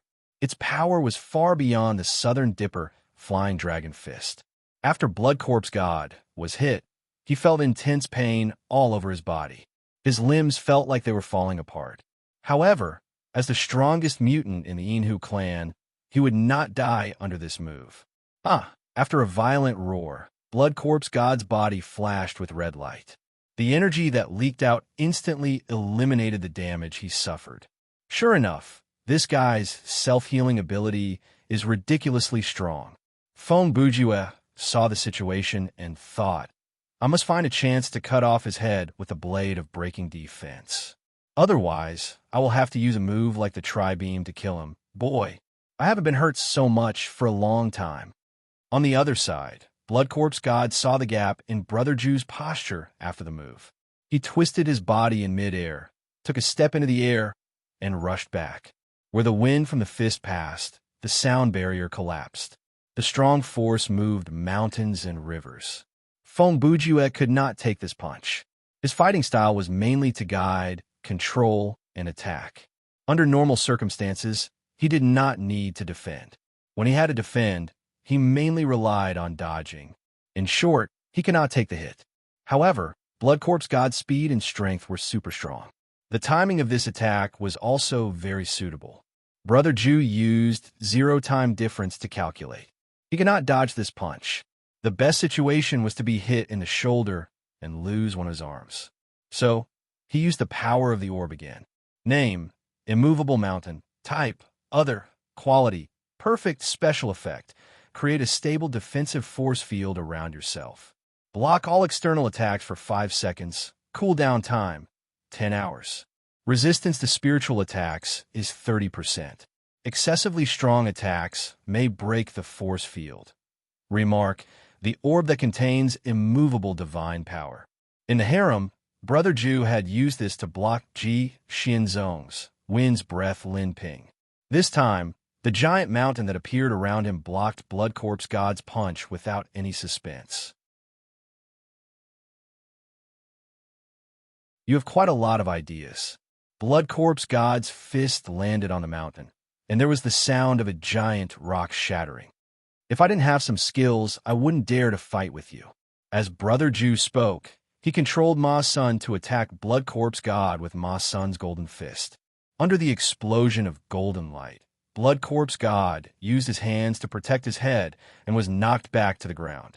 Unfortunately, these punches didn't hurt the Blood Corpse God at all. I hope that what I have seen so far is not your limit. After Blood Corpse God landed, he looked up and said, because this is just my warm-up. I know, Feng Bujue replied calmly. Me too. The first half of Brother Ju's words were not empty. Based on the data, Blood Corpse God still had some strength left, but the second half was obviously nonsense. After all, he had even used the orb. This warm-up was a bit too dangerous. As the two of them exchanged words, they had already adjusted their posture and adjusted themselves. After the first round of probing, neither of them had gained any advantage, and the second round of fighting began immediately. In the blink of an eye, Feng Bujue and Blood Corpse God charged at each other almost at the same time. Offense was the best defense. Feng Bujue, who could not take any hits, and Blood Corpse God, who could not take any hits, were on opposite ends of the spectrum, but they had similar battle strategies. However, similar battle strategies did not mean that they had the same fighting style. Both of them used offense as defense, but their fighting styles were completely different. Blood Corpse God's fighting style was unrestrained and sloppy. He had no major flaws, but he had countless small flaws. Anyway, those small injuries did not matter to him. He could heal them in one breath. On the other hand, Feng Bujue's fighting style could be said to be flawless. With the support of the zero-time difference calculation, he used all kinds of incredible and amazing extreme moves to contend with his opponent. He used offense to neutralize offense to ensure that he was not injured. Just like this, the two of them exchanged punches and kicks, and their fighting auras toward each other. They fought fiercely for a while. A few minutes later, Ma Sun's duration was up, and it disappeared immediately. Feng Bujue simply took out his kitchen knife, held it in both hands, and sped up again. In a split second, the two of them turned into two phantoms, and the sky above the scorched earth was covered in blood. This is not good. After fighting like this for another 2 minutes, Feng Bujue had a bad feeling in his heart. It is not worth it for me to fight like this. It feels like I'm using my skill to fight the RMB players head-on in a game that costs money in disguise. His analogy was quite apartment. Using a highly skilled playstyle to fight a simple, crude, and brainless playstyle to make up for the difference in objective ability. That was what was happening. Of course, this did not mean that his strength was not as good as Blood Corpse God, but unless it was a last resort, he did not want to use the tri-beam, which could lead to the user's death, nor did he want to use things like razors. In the state of retaining those two trump cards, Brother Jew and Blood Corpse God's contest was indeed difficult to determine the winner. Where did your previous arrogance go? At this moment, Blood Corpse God seemed to have seen through Brother Jew's thoughts and said while fighting, "Now you realize that you can't win. Isn't it a bit late?" "I don't think I can't win," Feng Bujue also replied while fighting. "The question I've always considered is how to win." "Huh." Blood Corpse God laughed. "Do you think you still have a chance?" He snorted coldly. "When you took out that short weapon, I discovered it. The trick you were hiding before. Is that right?" It seemed like the Blood Corpse God had seen through the secret of the blade of absolute defense breaking. "Could it be you want to use that weapon to launch a surprise attack on me and kill me by cutting off my limbs?" Feng Bujue didn't feel surprised when he heard this. "I have to say, among the many monsters I have encountered, you are one of the smartest. Compared with your low-intelligence children, it's a world of difference."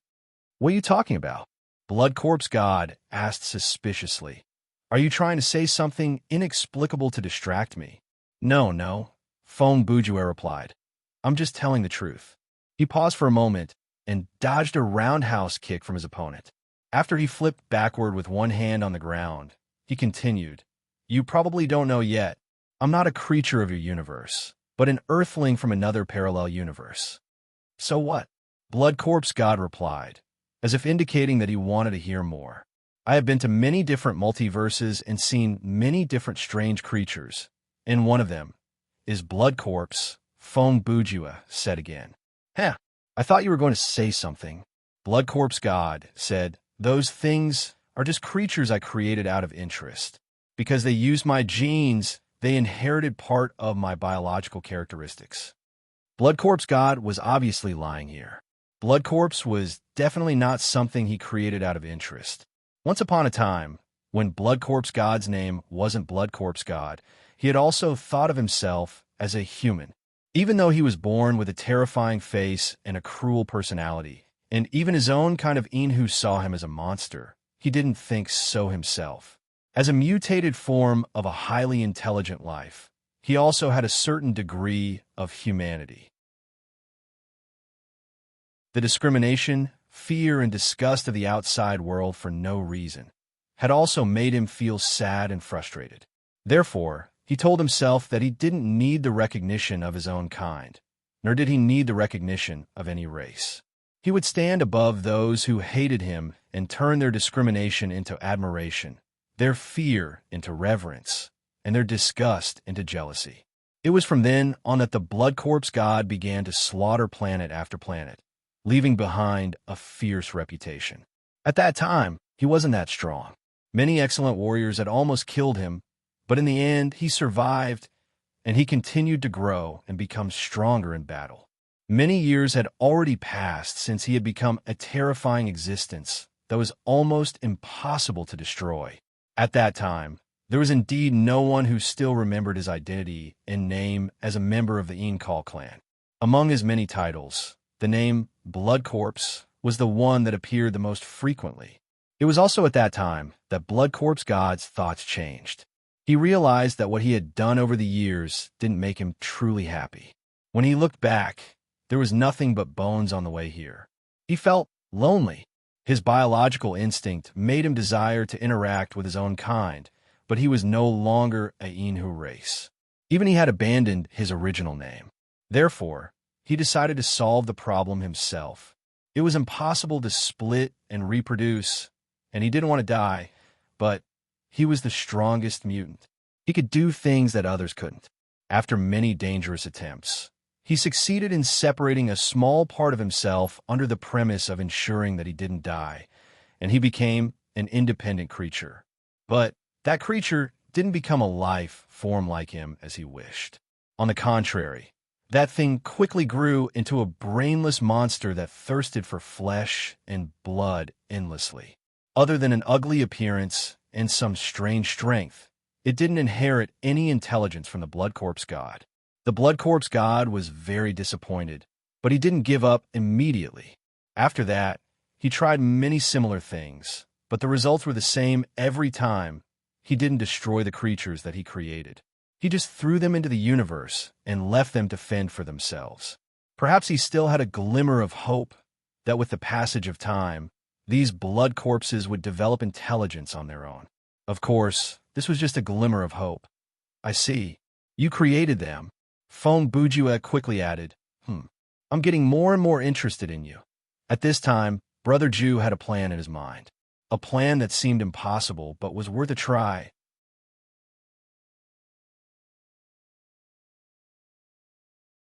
Chapter 876.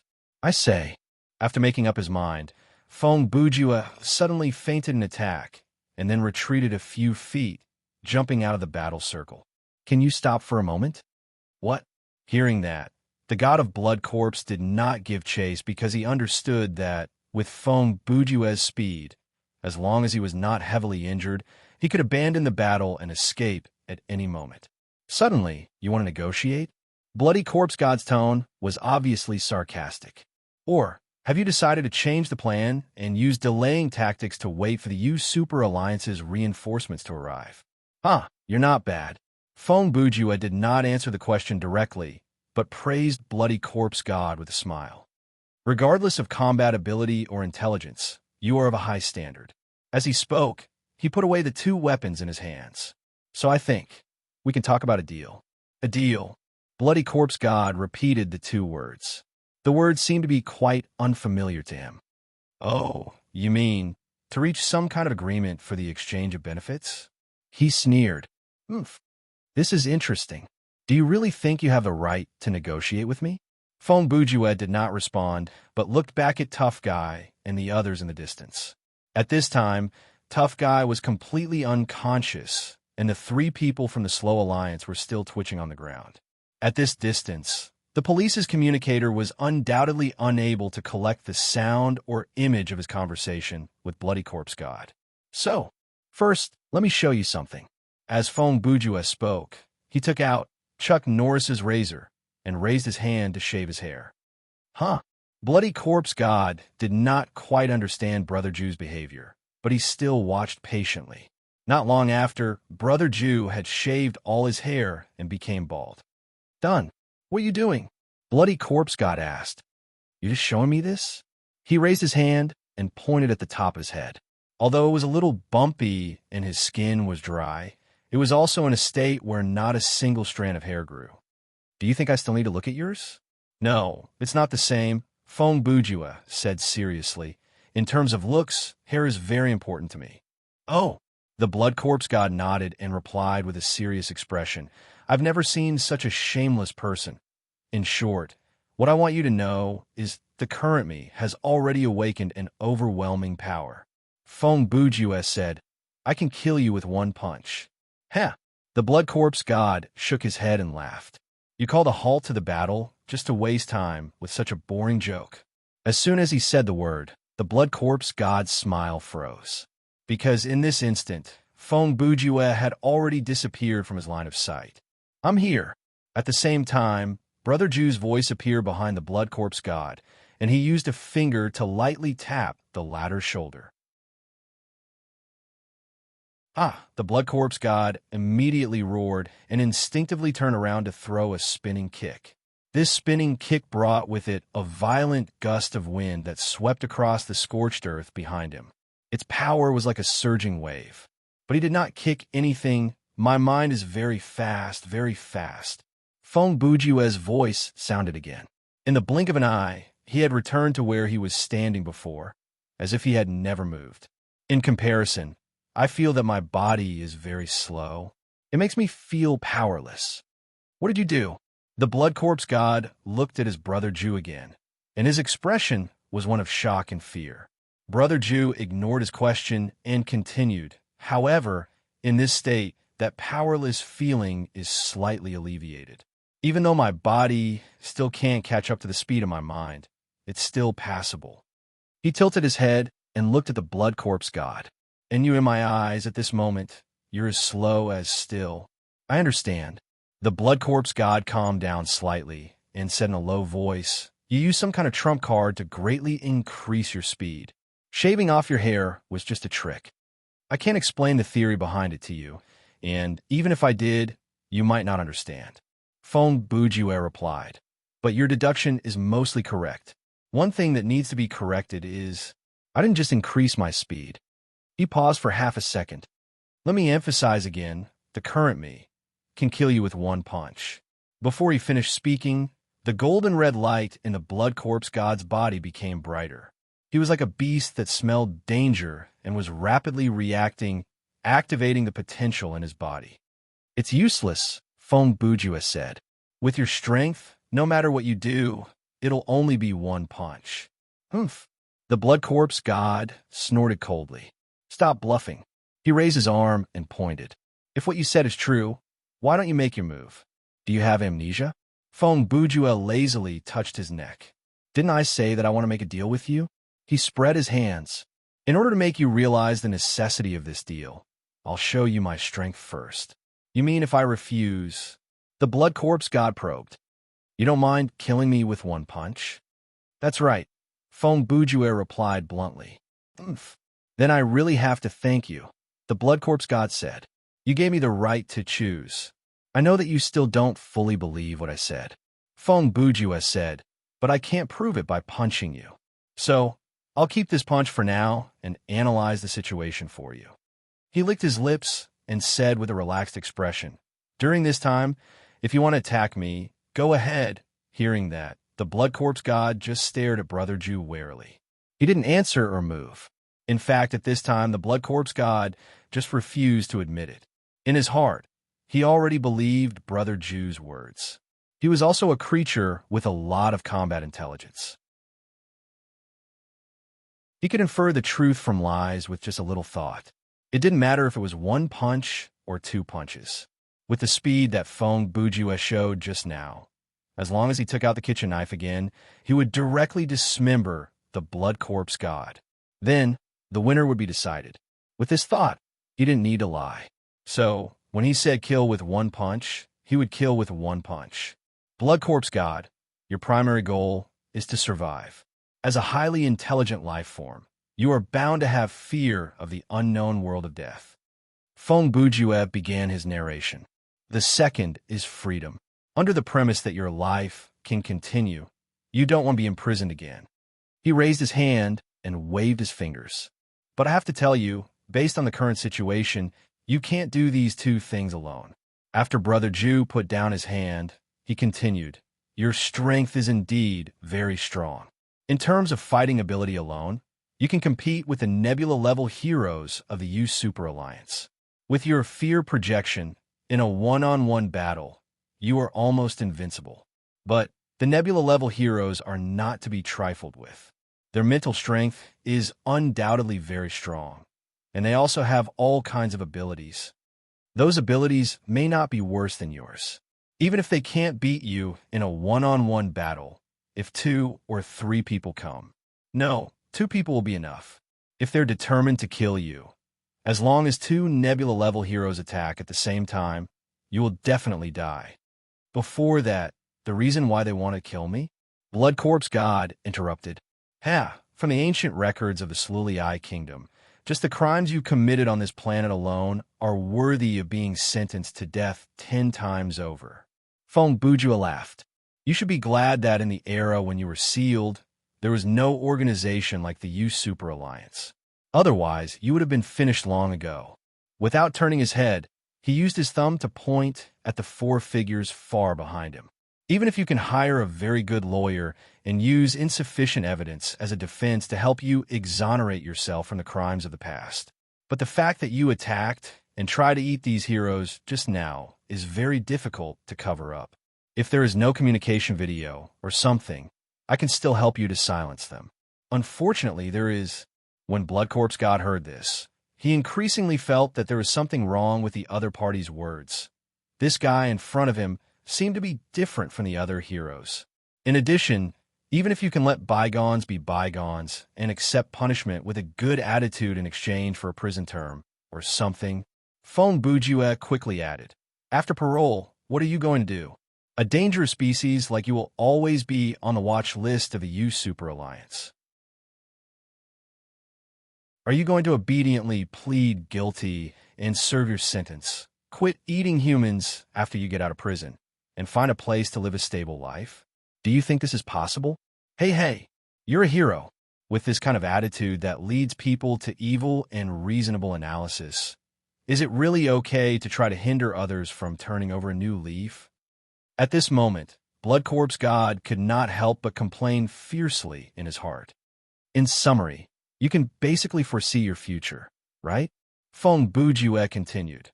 Not to mention that I won't let you go. Even if I let you go, it's only a matter of time before you're arrested or killed. Hearing this, Blood Corpse God also understood.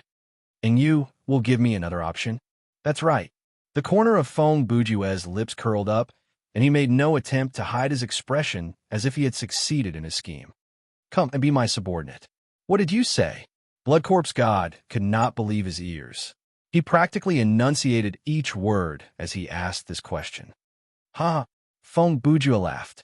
The word subordinate doesn't sound too good to you, does it? Actually, it's just a title. It's not the kind of relationship you think it is. He put his hands in his pockets and continued. Believe me, this is a win-win deal. You can go to countless universes and taste all kinds of fresh and novel ingredients, and you will never have to worry about dying. He used a very persuasive tone and expression to ramble on. Come on, young man, put down your integrity and form a contract with me. Become my summoned creature.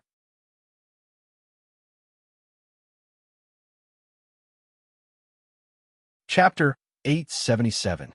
As for the deal between Feng Bujue and the Blood Corpse God, I'll put aside for now. The answer will be revealed in 10 chapters. Let's look at it first. What did you say? Playing this trick again? The last time Brother Ju went to Ruo Yu's house, he didn't tell her what happened? That's right, that's what happened. I remember the first time I saw something that looked like it was about to happen, but it was skipped.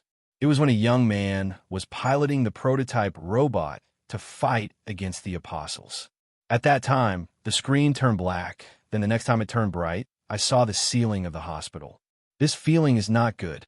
Such a cruel, sick, crazy way of dealing with things. I have to learn how to use it. Then, let's go back to the story.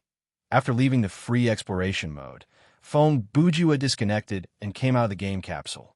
As soon as he opened the door, he smelled the aroma of food and heard the sound of steam rising. Wow, I'm not mistaken, am I? When Fong Bujua walked into the kitchen, he saw Ruoyu wearing an apron and busying herself on the stove. He showed a strange smile. What kind of wind is blowing today? I just went home to visit my parents and chatted about some daily life.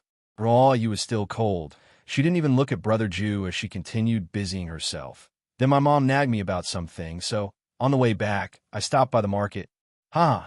Your mom is very sensible, Fong Bujua laughed mockingly. Does that mean you'll be cooking in the future? You're overthinking it, Ruoyu replied. I just think, as a guest, it's a bit unreasonable to not cook a single meal after moving in. So you're going to cook one meal, then you won't feel guilty about eating 1,000 meals in the future? Brother Ju continued. Ruoyu thought for a moment. She looked like she was thinking hard. After a few seconds, she replied, yes. Fong Bujua shrugged and smiled. Okay. It was unknown what he saw from the other party's reaction, but his smile was very warm. Do you need my help? No need. Rest well today and wait for the food to be ready, Ruoyu replied. Good luck then. Fong Bujua responded and left the kitchen. At this time, there was no need for further politeness. The two of them were not the kind of people who liked to pretend to be polite. After returning to the living room, Fong Bujua sat in front of the computer and clicked on the Dream Company's official website. He had just glanced at the situation in the kitchen and estimated that there was still some time before dinner. These few minutes were just enough to browse the forum. Compared to S1, the management and countermeasures this time are much better. After Fong Bujua entered the forum, this was the first thing he thought. The dedicated forum server, the optical computer's automatic post screening mechanism, detailed discussion area, and topic classification made the forum maintain a lively but orderly atmosphere. Even though the rate at which the posts were refreshed was still very fast, the forum did not seem to be bursting with posts. There was also no need to activate the time-limited posting function because posts like "Hello everyone, I'm here to get to know you. I'll try to see if the post will be moved to S2 and =O= will be categorized as meaningless posts and deleted by the system the moment they were clicked to publish. They would not appear on the website at all. As for those who posted meaningless posts after clicking the publish button for the first time, they would receive a warning email from the system. The content was, please do not post meaningless posts in the tournament for the best S2 discussion area, or post meaningless posts with keywords such as S2 and tournament for the best in other sections of the forum. If they posted a second time, the system would send another warning email and impose a 5-minute limit on posting. If they posted a third time, their account would be suspended for a day without explanation. In addition, those who posted illegal posts would receive the same or even more severe punishment during this period of time. For example, scolding in the replies, obviously starting a war, malicious replies, brainless comments from the bottom of their hearts, and so on. Once they were discovered and verified by the administrator, they could be suspended for more than 3 days. This time, the Dream Company's customer service department had received clear instructions from the higher-ups. There's no need to be polite to such people. They're either trolls or idiots or a combination of the two. What can they do if they're suspended for 8 to 10 days? Can they sue you in court? Complain? What are you afraid of? The colleagues who deal with complaints are not incompetent. Can't they tell if a complaint is malicious or not? All in all, if you encounter such people, just suspend them. If they dare to post an internal letter to scold the forum moderator, just suspend their right to post internal letters. There's no need to explain. You have to understand that if there are fewer of such people, the normal users of the gaming forum will have peace of mind and their mood will be better. Your workload will naturally decrease. And when your workload decreases, you can read novels and play games at work. Understand? The above was the original text of the employee complaint received by the Dream Company's customer service department. It was sent from the higher-ups the day before the start of S2. After reading it, The customer service manager made a phone call to confirm if it was a prank. In the end, it was not. Thus, she printed the email, enlarged it, and pasted it on the wall. At this stage, the entire Dream Company's customer service department's employees seemed to be on steroids. They were excited, eager to try, full of energy, and imposing. The atmosphere in the office was like a pyramid scheme headquarters. It felt like it would not be a problem to maintain it for 10 to 15 days. Let me see. Exclusive debut, speculation, analysis, and champion prediction of S2 competition. Fong Bujua looked at the screen and read, Non-professional players' teamwork skills and ideas. A real high-end strategy, a simple and crude team composition can win a high ranking. He found the titles of some of the posts funny. Yeah, these guys are really good. The rules of the preliminaries haven't been announced in detail, and they've already predicted the finals. They've even thought about what kind of team would be able to get a place more easily. Am I too stupid? Whenever Brother Jew visited the forum, he would come across many of these refreshing posts. He would log in to read the content of these posts and read the replies that exposed his intelligence. His good mood would last for the whole day. Of course, in comparison, he still preferred to read posts that were insightful and good. Fong Bujue was not omnipotent. For a game like Thriller Paradise that could be played in many different ways, there would always be valuable techniques and information that he did not know about. Players with different characteristics and playstyles would write different strategies. Some of them were good, some had unique viewpoints, and some had exclusive discoveries. They were all very valuable for reference. Brother Jew visited the forum mainly for these kinds of posts. Just like that, Brother Jew sat before the computer and browsed the web for 20 minutes. During this time, Roayu had already brought out the bowls, chopsticks, and a few dishes from the kitchen and placed them on the dining table. After everything was ready, Roayu removed her apron and called Fong Bujua, "It's time to eat." Coming. With a smile on his face, Brother Jew ran to the dining table and sat down across from Roayu. "This looks good." He glanced at the table. There were 3 dishes and 1 soup. Even though they were all home-cooked dishes, the color and smell were alluring. They were as good as his Chinibu cooking. "You're welcome. Dig in." Roayu picked up the bowl and pulled back a strand of hair that fell over her forehead. She was ready to dig in. Therefore, Fong Bujue could not wait to pick up the chopsticks and put a mouthful of food into his mouth. Who would have thought? You're tuning in to the Warrior Lore YouTube channel. Don't forget to subscribe and join us on this journey to catch the most captivating stories.